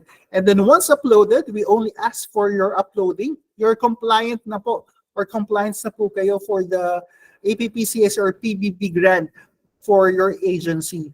And if you medyo decentralized po kayo, no, yun po yung advantage of having an online submission.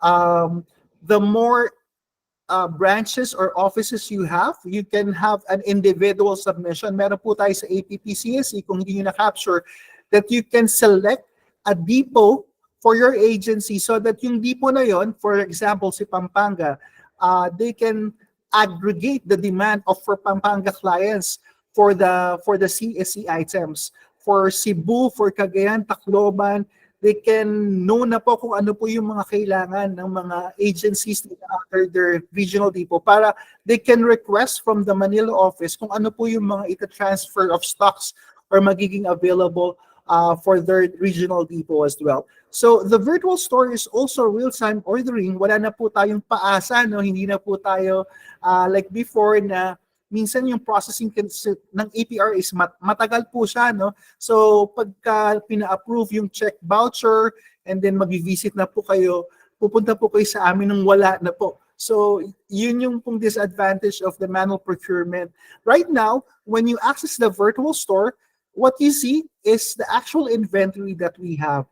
Okay, so we also have the paperless transaction. We have online confirmation or VS receipt that is available for you. It also have the secured and convenient payment method, which is an e-wallet fund. In terms of the delivery naman po, here in Metro Manila, we have three options. You can pick up the items. We can deliver the items to you. Or if it's bulk or madamihan po, ang supplier can deliver an item to you. All of the reports can be generated using the virtual store platform as well. So right now, these are the figures, no, that you can check po, no, kung paano kami nag-grow in terms of the implementation of the VS. We started the pilot implementation with 3 agencies, 2018, And then mid-2019 po, nagkaroon po tayo ng deployment for the active agencies. As I've mentioned, we are 91% compliance na po here in Metro Manila. Ang 63 po is for the whole or nationwide registered agencies po. Ganun po kadami. So we have at least 191 million amount na po na orders of 3,200 and approved APP-CSE of 5,278. That is actually an amazing figure for the milestone of the virtual store as well. So if you will ask me, no, sir, no, yung for the other features, no, means the approval, the uploading of the APP-CSE supplemental, can we recall, normally kasi if you upload it and then wala po siyang laman or meron pong mali, you can actually recall the uploaded APP-CSE. But if it's approved po, no, by the approver, that's we can also have it sent back, no, pwedeng ibalik ni approver dun sa uploader yung APP-CSE. But once approved na po, we only have one-time upload. But don't worry po, no, we have the upload of APP-CSE supplemental. So hindi po, we can still manage or correct your mistake. You can upload the APP-CSE. You can use the template used for the APP-CSE and upload the supplemental and edit the quantity or realign the budget or the quantity para po sa iba yung mga kailangan, lalo na po yung sa mga available stocks sa amin. So these are the features that are already deployed, and please expect you will still improve the system. Okay, so this is the detailed report about the virtual store since we started up until 2022. So we have a remarkable achievement in terms of using the virtual store. That's the reason why we would like to have this launch to the regional depots na katulad niya po na nag-a-attend for this session. So hindi pa po ako para ako online selling dito. Hindi pa po ako kumbinsido to actually be comfortable and i-adapt po yung virtual store. So these are the 4 benefits and advantages of using the virtual store po. First, it's faster. Before we have at least 10 step-by-step procedures in procuring CSE items, So I know for a fact na medyo ganun din po kadami sa regional depots, But as of now, we were able to streamline that to just 4 or 5 step-by-step procedures. Second, it's real-time po. What you see on the virtual store catalog or even on our website catalog is also the inventory that we have on our depots. So for Pampanga, for Cebu, Cagayan, if you can access your virtual store account, tag to them, that's the only inventory that they have. So hindi po masasayang effort ang pera na pagpunta nyo po once you pick up. So third one, we're using the e-wallet. It's not GCash, hindi rin po to PayPal, that you need to have a maintaining balance that you need to enroll. If you we're actually scrubbing or inaayos na po namin yung mga accounts ninyo for the regional depot. So once you were assigned for a unified account or yung UX po na sinasabi namin, you'll be automatically identified with e-wallet account number po. So this is an easy and real-time payment as well. Fourth but not the least, you can access virtual store anytime, anywhere. If you're using a tablet, a computer, a laptop, or a cell phone, you can order through the virtual store. So right now, these are the 3 virtual store roles po na sinasabi or paulit-ulit po na questions nyo. For some, pwede po kayo mag-identify ng fee. For others, you can multitask. Pwede pong multitask po for a same function. So we have the uploader for the APP-CSE. And ito po yung normal na coming from the back office na nag-aggregate po ng demand for the office. So once you were able to upload the APP-CSE, you have the supply officer na actually na bumibili po mga items sa mga offices or regional depot po namin. So they are called buyer coordinator or agency buyer. So si agency buyer right now or coordinator has the access or the capability of adding new users, si uploader or approver. So you need to know, you need to learn, ano po ba ako sa modernized PhilGEPS? Am I a buyer coordinator? Because wala na pong ganitong mga follow-up you can add the uploader. You can there are different roles or tasks that you can do if you have the agency buyer access po, no? Okay, so that's the virtual store user, and this are for the next slide po, these are the requirements for the use of the virtual store.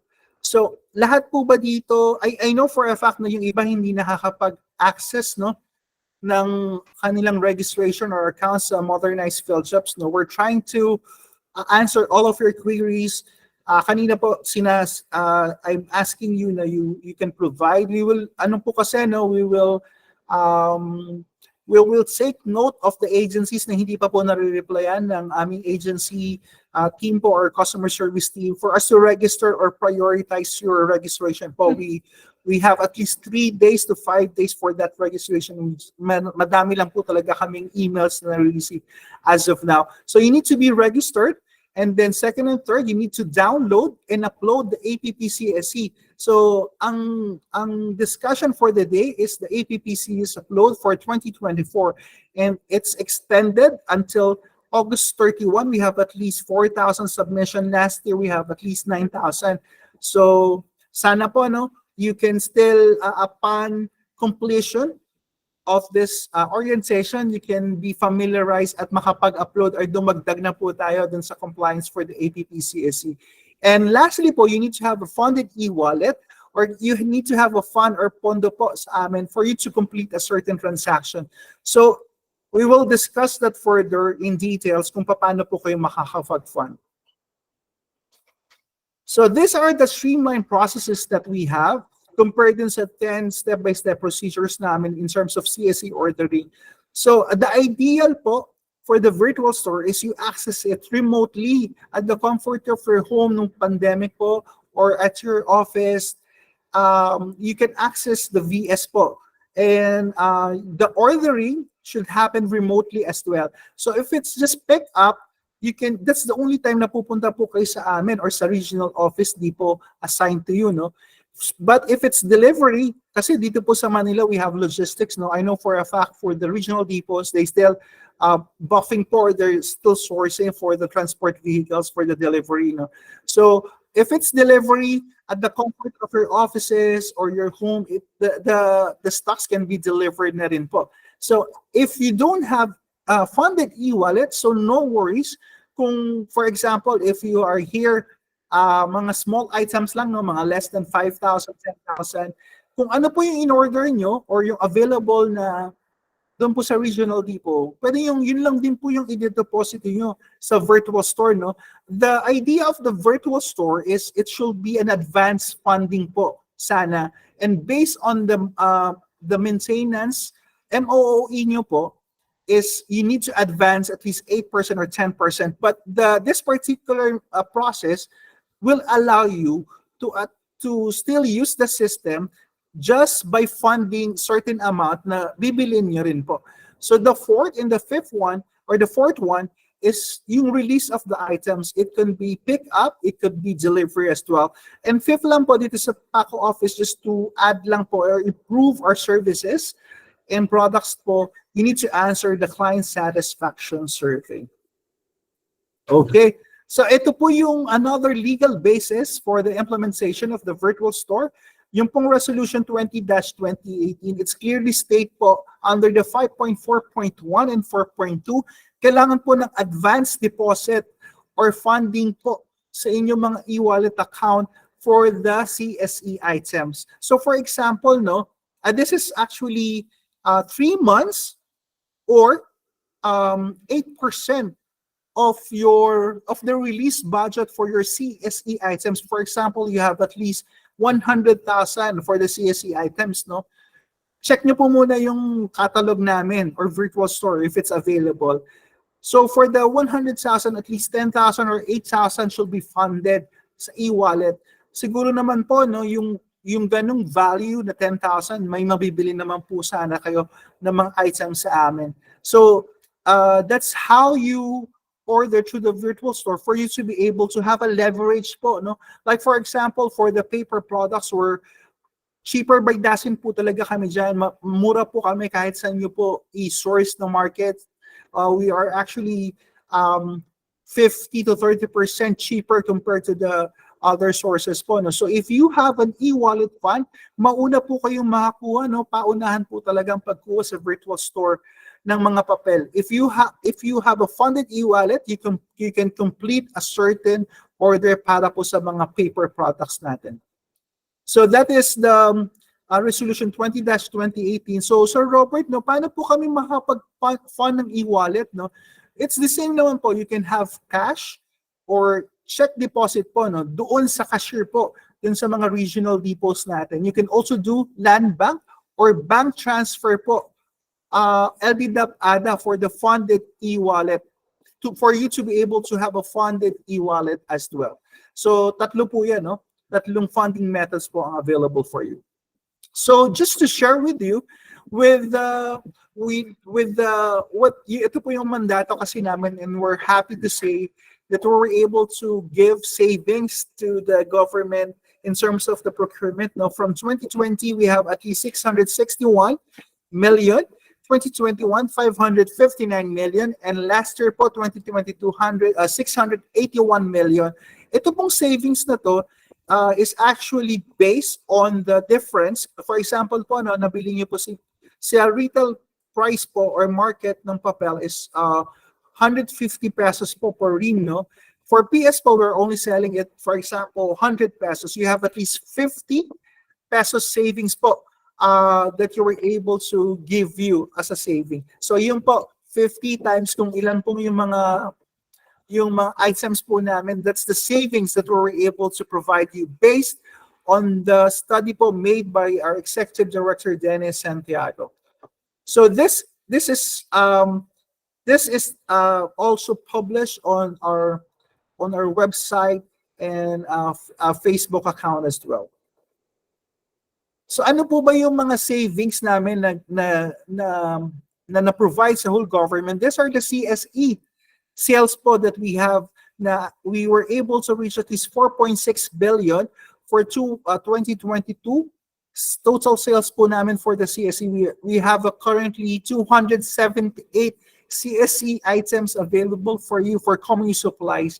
At medyo dun lang po kami nakadedicate right now, and not so much for the non-common use. Ito po yung mga infrastructure projects of the DOTR. We also have, right now, the airline tickets and the motor vehicles is considered as non-common use, but we were able to ask the GPPP to include this as CSE items as well po. So just to share with you, baka nakalimutan nyo na po since medyo marami po kaming out of stock or not available stocks for CSE items. We're actually selling or we're buying computer supplies, electrical supplies. We also have janitorial supplies, office equipment, like yung laptop, desktop. We have office supplies, paper products, which is bulk po namin in order. We also have writing, mga sign pen po. We'll be procuring as well, ball pen, consumables, and software and licenses as well. So what we are actually part of the government, of the green public procurement, that we were able to identify at least 10 environmental friendly CSE items like yung trash bag po namin, the disinfectant, the LED bulb po or tissue paper. We were able to pattern. We have the technical review committee that were able to mandate from our suppliers that they need to have a recycle ingredients or part of in terms of manufacturing this program po, no? So we're happy to say that we're medyo friendly po tayo sa kalikasan for our CSE items. So right now, ito po yung mga ipoprocure namin, no, for this year and for 2024. Top of our priority as well is yung mga paper product natin for multi-copy A4, yung mabenta po sa amin. The multi-purpose as well. We also have yung mga sign pens po available for you. Alcohol, meron po tayong available stock here in Metro Manila, in Manila office. We also have correction tape, and as far as marker for the whiteboard and a battery po is available for you. And we, as I've mentioned nga po, no, we're trying to talk to a government procurement policy board or to have them add this particular items as part of the common use supplies and equipment po. So yun nga po, so you don't need to buy on your own the motor vehicle for your agency. For the airline tickets, later on, someone will discuss to you the government fares agreement. We also have the cloud services and the mobile and internet services as well. So wino-workout po namin to na ma-include sa CSE list. All of our products are ICC po or BPS certified product quality. So you can expect po na aside from being economical or cheap, medyo it's price-wise mababa po talaga. It's also quality in terms of its kalidad po ng produkto. So, Sir Robert, no, hindi pa rin po ako na-entice or I'm not sure if medyo looking forward kami in terms of using the virtual store. These are the testimonials or good feedbacks that we have from client agencies that were able to use the VS. I-mention ka lang po na may nagsabi na with the virtual store, you can get your order items in less than 7 days. Your fund can be monitored real time. The PS team is also very helpful and accommodating. May nagsabi rin po na the VS is a breath of fresh air considering the new normal of working from home. It's very cost effective because we can do away with rigorous paperwork. So all of this are available on our social media page, FB account, and Twitter account. So right now po, we will have a live simulation. This is actually a recorded simulation on how to order through the virtual store. So we'll just go to the website lang po, no, where we can, sa production website, site po that we can access the virtual store. We will, taking note of all of your questions po. We're nearing the part, we're actually finishing po muna all of the discussions and we will go and answer your questions. But in terms of the advanced question po, we will send you with the answers of their questions as well. So you go to the philgeps.gov.ph website. Ito po yung may facade ni DBM na blue. So don't get confused. So meron po tayong 1.5 system. You click on login and then you log in lang po your unique credentials. So ito po yung merong captcha for you not for you to be identified not as a robot, and then log in lang po tayo, and then you will go to the landing page po. For the pending task, you can also ignore it po muna. This is part of the e-bidding at medyo matagal pa naman po ang e-bidding for the regional depots. And then click on the menu on the left part of the screen and then click on go to virtual store. So once you go to the virtual store, it will give you all of the products that we have. Para pong Lazada, Shopee, you can see the pictures of the items. If alcohol is something that you need for now, you can click on the alcohol picture po. And then, or i-add to cart nyo po siya. I mean, click nyo po muna and then you'll see the technical specification of alcohol. You can also see your APP-CSE quantity and the available quantity on your inventory. If you're able to add alcohol, marker, and disinfectant, that will be included as your My Cart po. So on the upper right part of the screen is your e-wallet balance or fund. Sa gitna po yung e-wallet number niyo po. So if everything is good, at part po siya ng inyong kailangan, you can click Buy Now to complete the order. So your order has been successfully placed. So that is how simple to order on the virtual store po, no? Okay, so we will present you, I think, with the production site, login credentials for you to navigate, no? Pa-SS na lang po or pa-screenshot na lang po yung username and password for you to navigate and play around the system, no? This is a large group po. Marami pong salamat. We have at least 493 attendees right now at hindi po namin maisa-isa pa yung kayo in terms of using. So po, pa-screenshot na lang po for you to navigate the system on your own convenience time. So PS coordinator, the username, password is GEPS123 po.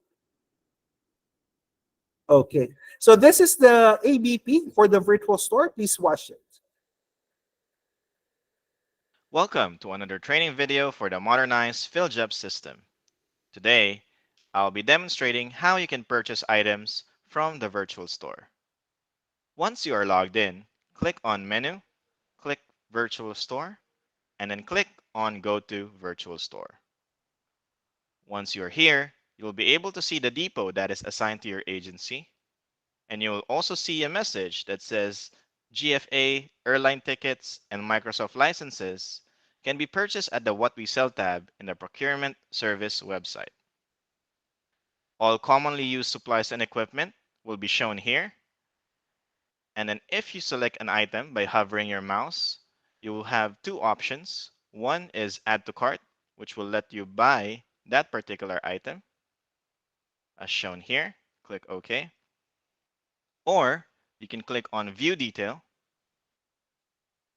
which will give you the following information: the name of the product, the item code, item category, unit of measure, available quantity in the depot assigned to your agency, and the available quantity in APP-CSE. You will also see here the price, and you can zoom in on the image by hovering your mouse on it. If you wish to purchase multiple quantities of this item, you can just put it here and click Add to Cart. Click OK. You can also use the search function if you have a specific item that you want to purchase. Let's say you want to purchase paper. Place it here. Click on the search button, and you will see all the different products for the item that you search. Remember that if it is out of stock on the depot, you will not be able to purchase that item. Or if the available quantity in APP-CSE is also 0, you will not have the option to purchase it. Let's say that I want to purchase this item. I just click Add to Cart. Click OK. And once I am done selecting all the items that I want to purchase, click on Cart icon, and everything will be shown here. You can remove the items if you wish. You can also add a quantity. You will also see here your e-wallet number and your e-wallet balance. At the bottom, you will see the freight costs and the total amount. Once you are done, click on Buy Now. It will give you a message if you want to proceed. Click Yes, and you're good to go. You have purchased these items. Okay, so that is how simple and convenient po in terms of using the virtual store. Can you give me a virtual thumbs up kung agree po tayo na madali lang po mag-order sa virtual store at excited na po kayo mag-order sa virtual store? Okay, so maraming salamat po. No? So just to complete, we will have an announcement po and the discussion for the GFA or the Government First Agreement by Ms. Ira Mira Malina from the Marketing and Sales Division pa rin po. Ira. Hello. Thank you, Sir Robert, for your introduction. Good afternoon po sa lahat. Naririnig po ba ako? Okay, so for updates and other announcements, for PS-DBM, we have the Government First Agreement. This is one of the program of the PS-DBM with our mother agency, Department of Budget and Management. So the Government First Agreement is about airline tickets. So next slide, ma'am. Any airline tickets? We have partnered with three major commercial airlines, namely Cebu Pacific, Philippine Airlines, and Air Asia. The Government First Agreement was started year in 2016, and as nabanggit ni Sir Robert kanina, this is part of the non-CSE, so hindi po siya common use as of now, but we have the GPPB issued the non-policy matter number 19/2019, which is procurement entities may still avail the benefits of the government fairs agreement, which is ito nga po is yung easy access. So, ang portals po ng ating partner airlines, nila Cebu Pacific and Philippine Airlines ay accessible 24/7 and using the agency credit line, makakapag-book anytime and anywhere ang mga agency natin, lalo kapag may mga urgent travel ang ating mga officials. And then, bukod sa easy access, we have discounts. Ang Cebu Pacific have 8% discounts on their airfare, and then the Philippine Airlines have 10% discount on domestic and selected international flight. Bukod sa big discounts, we have wave processing fee. So yung processing fee, makikita nyo po dun sa may, at the end of the booking summary. Once, if familiar po kayo sa pag-book, same, sa portals ng Cebu Pacific and Airlines, dun po sa may pinakalas, so makikita nyo po na mag-waive yung processing fee. And then meron din po tayong 12 discount sa 20 kilogram baggage for Cebu Pacific only. Meron din pong freebies like yung rerouting and rebooking. So, paano nga ba makakapag-avail ang mga government agency ng GFA? And then, gaano kadali mag-book ng ticket through GFA? So, kapag ang agency nakapag-submit ng or gusto mag-enroll sa GFA, magsasubmit sila ng Government Affairs Agreement, Memorandum of Agreement and Registration sa may PS-DBM, main office. Once approved and signed, we will email you the login credentials, and then required din sa agency na mag-initial deposit for fund travel. Like yung sinabi ni Sir Robert kanina, ang funding ng GFA pwede din siyang cash, check, or LDDAP. And then ito, book airline tickets, just go to the PS website. Andun yung Philippine Airlines, yung tatlong airlines na partner namin, then click the logo, then yung ibibigay naming login credentials sa inyo, yun yung i-input nyo, then you may select na kung ano yung destination and then yung preferred time nyo. Then, easy as that, makakapag-book na kayo, and using the credit line, automatic deducted and mabubook nyo yung ticket na gusto nyo. Next slide, Mom. So, yun. If meron kayong further clarifications and questions, or gusto nyong i-avail yung GFA, you can communicate with us on our email address at gfa.helpdesk@ps.philgeps.gov.ph. That's also next presenter po for retail store.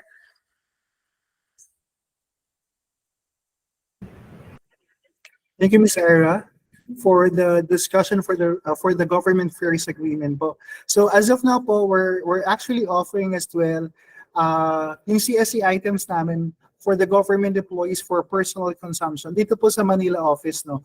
So for the retail store po that we offer, we are actually 20 to 30% cheaper compared to the other retail store here in Metro Manila. Kaya po during the pandemic, like minimal lang po kasi yung availability of the face mask, face shield, alcohol. So that's why the management was able to offer this as well to government employees under the retail store. So right now nga po, the most or the fast selling or the most top sales that we have are the ICT equipment, the laptop, the desktop, and the COVID-19 response items na na-mention ko nga po. So it's pick and buy. If it's something available, you can actually provide the Xerox copy of your ID as well, fill out the form for the retail store, and then you can pay in cash. Hindi po natin pwedeng gamitin yung mga pondo po ng agencies natin since this is a personal consumption. And you can get na po the virtuals or the ordered items po on the office or the regional depots that you have. I know for a fact that this is also available on the depots. No, they have different process lang po on this. This is actually an extension of our benefits to the government employees like us as well. So right now, as mentioned po, this is part of the engagement that we have into GFA. We also have a supplier or merchant appreciation event held February of this year as well. Ang mandato po ni PS is we are open to fair market competition. Pwede pong sumali kahit sino, even the small or medium size businesses that we have right now. We encourage you to join at wala po kaming hinihinging kapalit, no?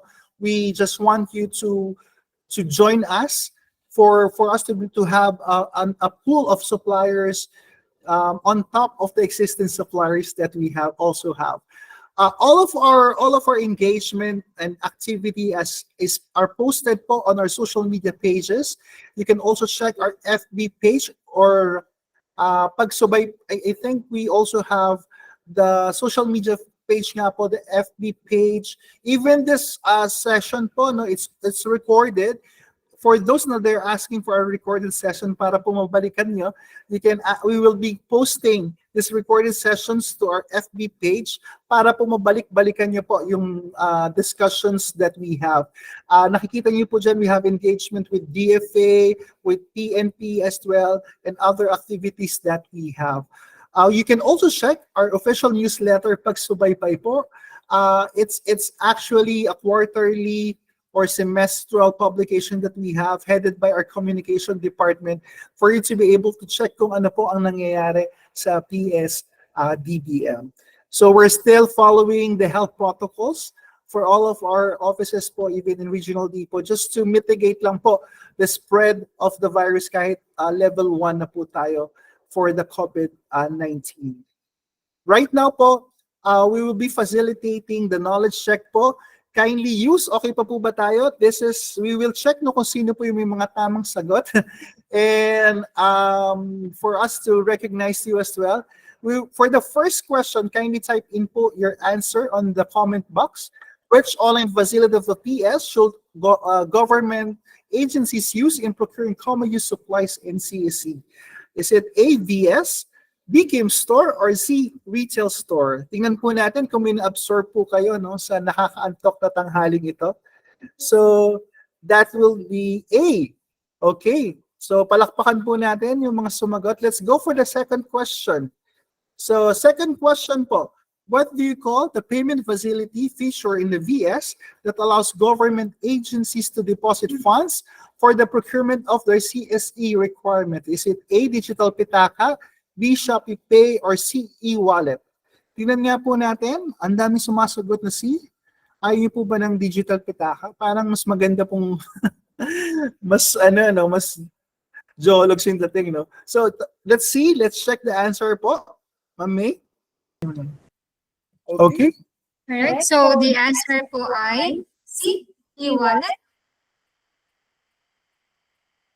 So, halos lahat ay nakasagot naman ng tama. So right now po, we will be opening the floor for any questions that you have. Just to advise you lang po na we have an advanced link for the forms po, no? These are questions made in advance. Normally po, sinasagutan po natin to, and then we are sending emails to each one of you na nag-ask po ng questions. We anticipated po na marami pong questions. That's why we're answering some of your questions in the comment box as well. Okay? We hope we satisfied some of the questions that you may have na answer na po kayo. But as of now, we will be opening the floor for any questions that you may have. Can we call on LTFRB? Ma'am Grace Tabas? Ma'am Grace? Ma'am Remily Martinez? Nag-raise hand po kayo? Can you open your microphone po and provide us your question? Remily Martinez, Micaela Arcala, Alfie Montilla. You can open your camera or microphone po for your question. Anyone po, you can actually throw us a question po, please. Good afternoon, sir. Ma'am Marian Asuncion. Go ahead, Sir Rowell, Ancot. Yeah, this is Vivian from the Good BSP afternoon, Science sir. Regional Sir, Office. Good afternoon. po. I'm calling on behalf of Mr. Ruel Angkot po. First, would like to, baka pwedeng i-flash ulit yung screen with regards to the different modes of payment for the e-wallet. Okay. So it's simple lang naman to remember po. We have 3. Cash, check, saka LDDAP ADA lang po. So 3 lang naman po yun. Cash, Yes po. check, and LDDAP ADA. Can you share, or perhaps the other agencies can also share who have already tried this e-wallet thing, how, in terms of accounting entry, paano po yun? Like, because currently, like, we don't even have, what you call this, petty cash fund, no? Or sort of thing. So, pagdating dito sa deposit sa e-wallet, how are we supposed to, kumbaga facilitate that in terms of accounting entry? Okay.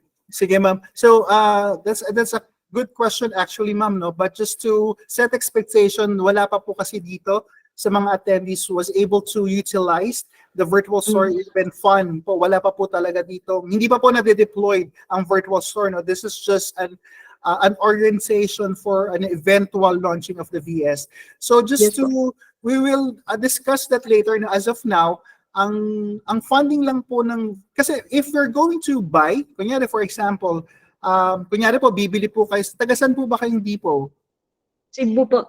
Cebu po, no? So, paano po ba kayo bumibili sa PS-DBM Cebu? So, normally, you're preparing a check voucher, no? And then, pumupunta po kayo, nag-walk-in po kayo sa Cebu office. So, that's also the same process you're going to do when funding an e-wallet po, no? So, you're going to prepare a check for a certain items na bibilin nyo po.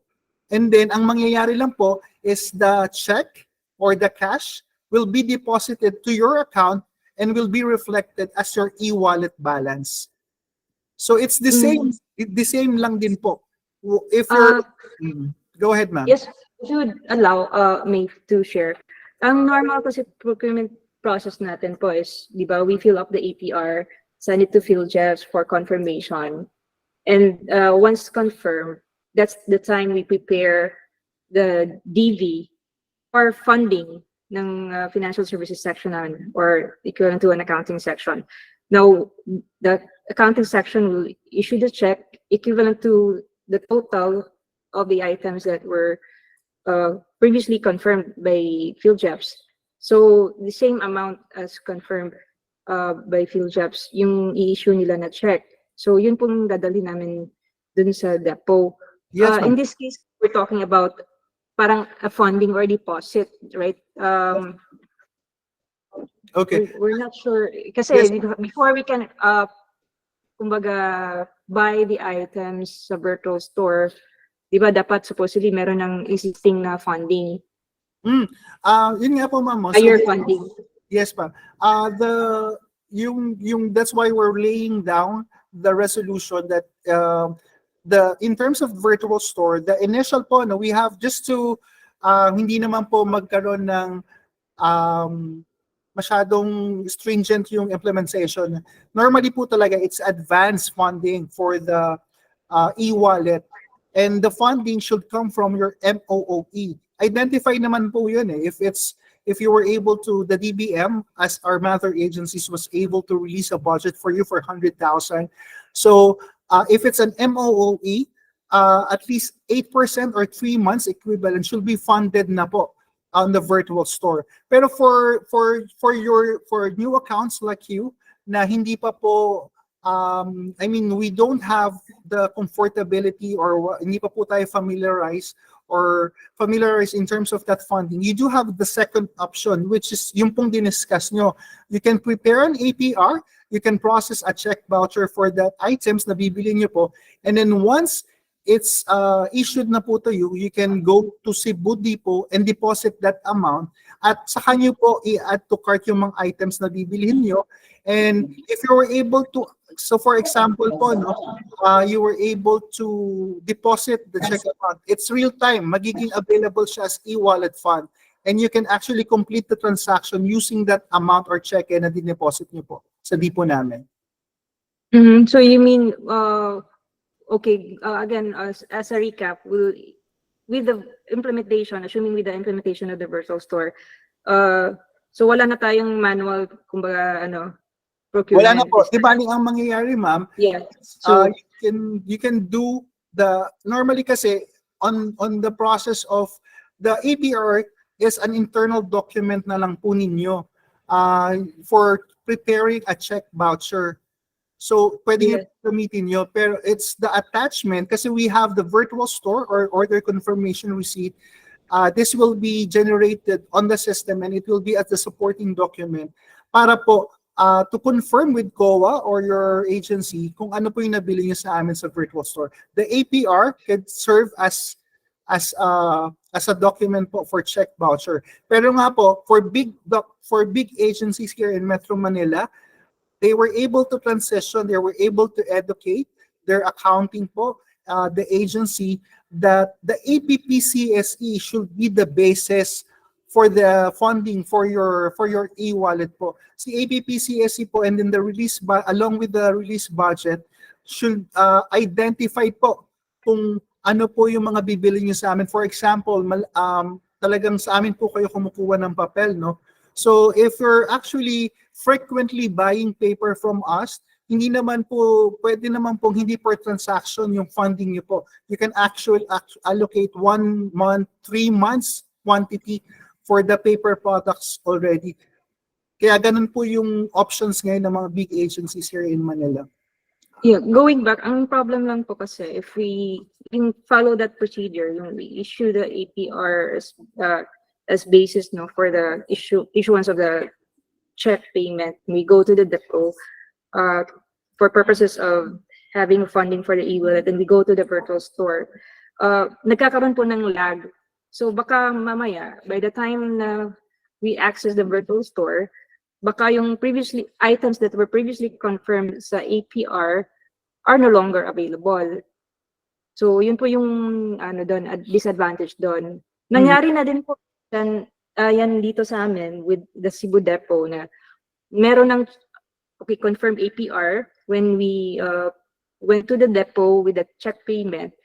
Hindi lahat ng items na serve because nag-out of stock na yung item. So earlier we had a question in the chat box. How is there a 100% guarantee nga na assuming we use the e-wallet, that once the order is confirmed through the virtual store, that the items will be available? Opo. Since you So ma'am, no, let me give you the context of your questions po or your scenario, no.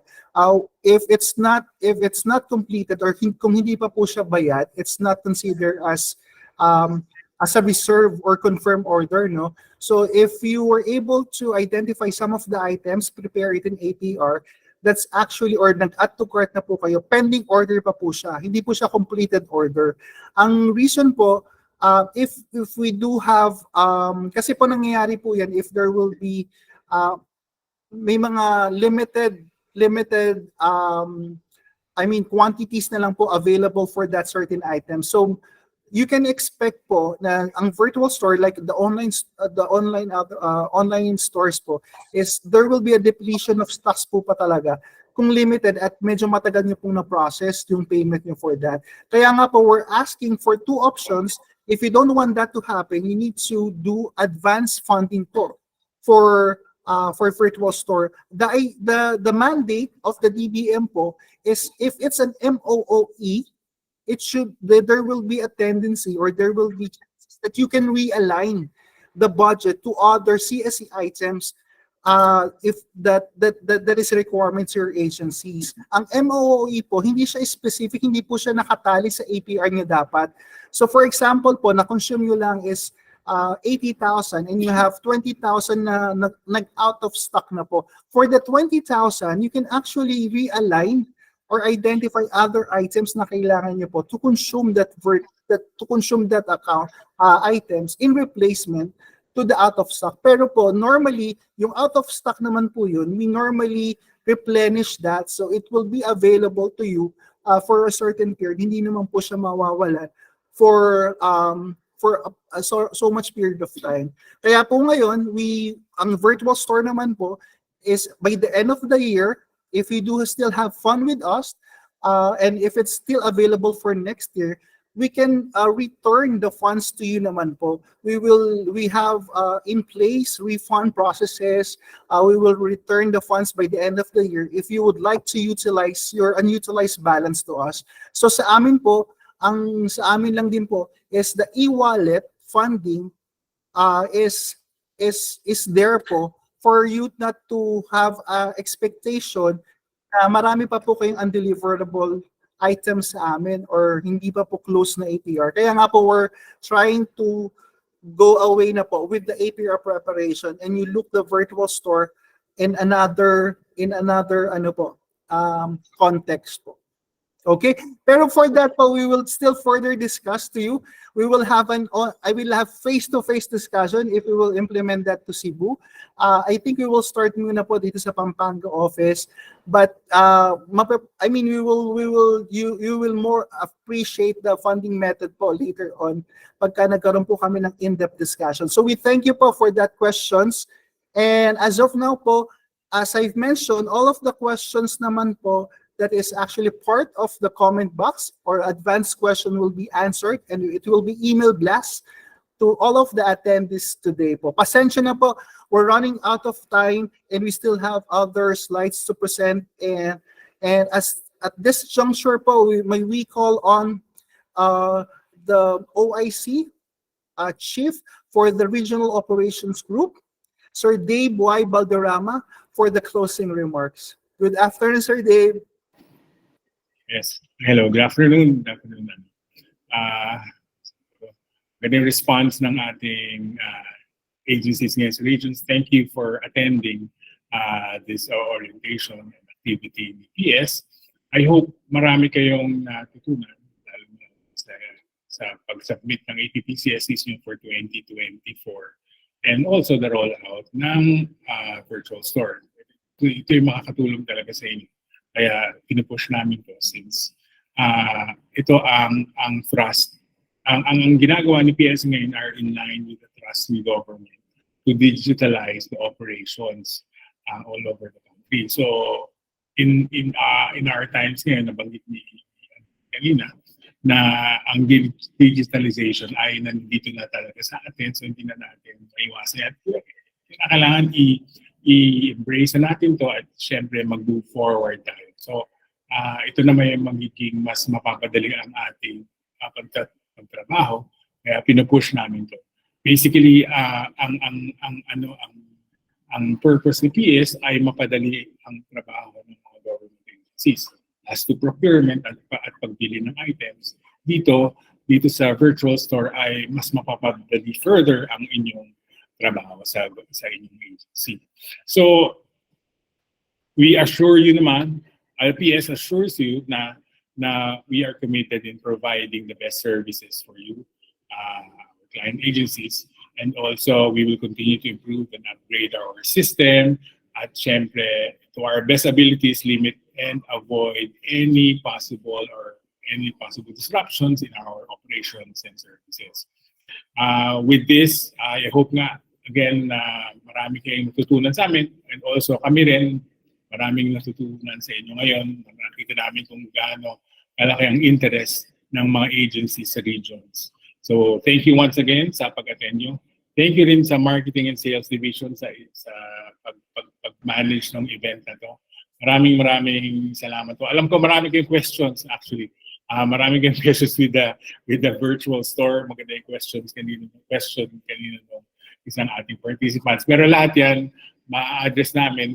Like sinabi ni Robert, pupunta kami dyan sa bawat regions to have a face-to-face seminar and interaction with you para makita nyo rin.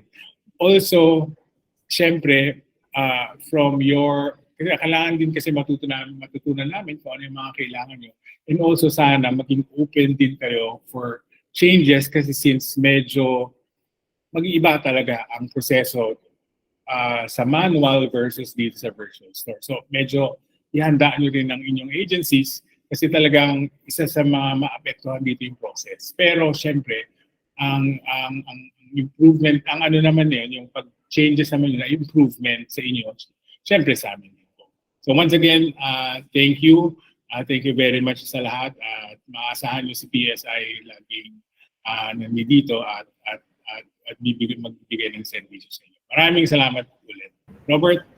Maraming salamat, no, Sir Dave, Director Dave, for that encouraging closing remarks. Now, I know that we have apprehension pa po. We have a lot of questions for the deployment of the virtual store. Kaya po nandito kami. It's a continuous. I know that this is the third and last engagement that we have for Regional Depot for this month. So you could expect na we will have before the actual launching, no, we will have a simultaneous or continuous engagement po para po sa inyong kalaman in terms of the virtual store usage.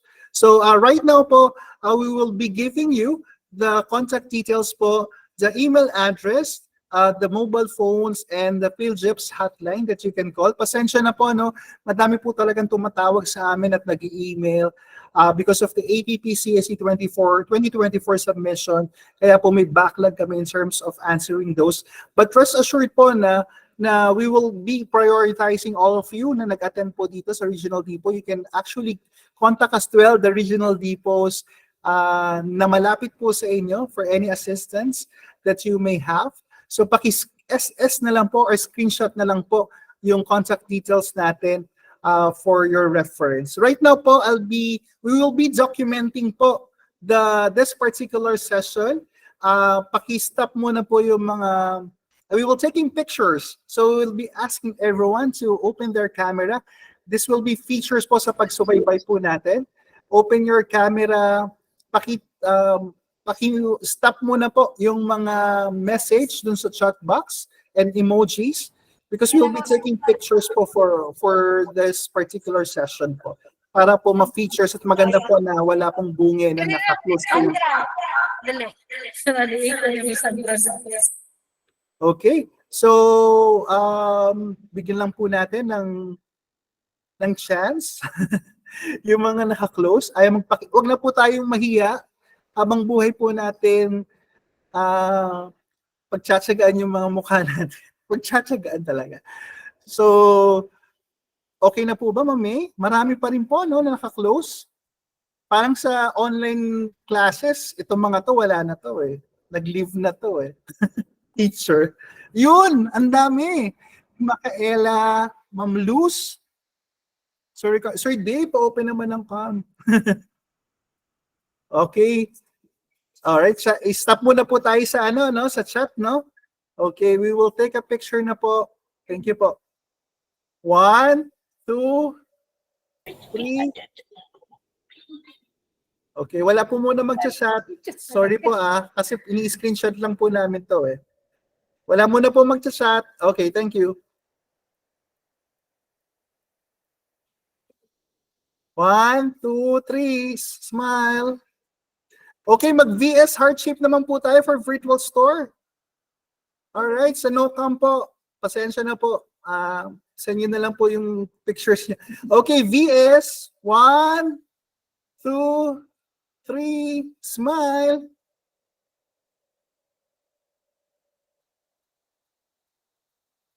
Alright, okay. Okay na, Mamayan. So thank you so much. Maraming salamat po for your active participation. We'll be waiting. We hope na naging productive po yung session. Maraming salamat po. God bless sa inyo.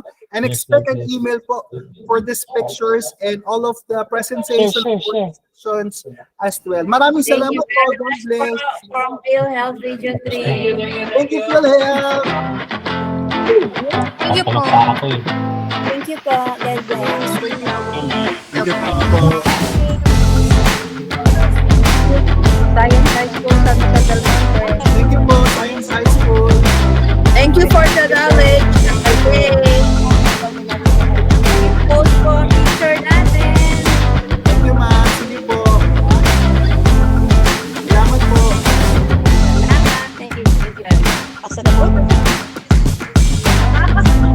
asa ko.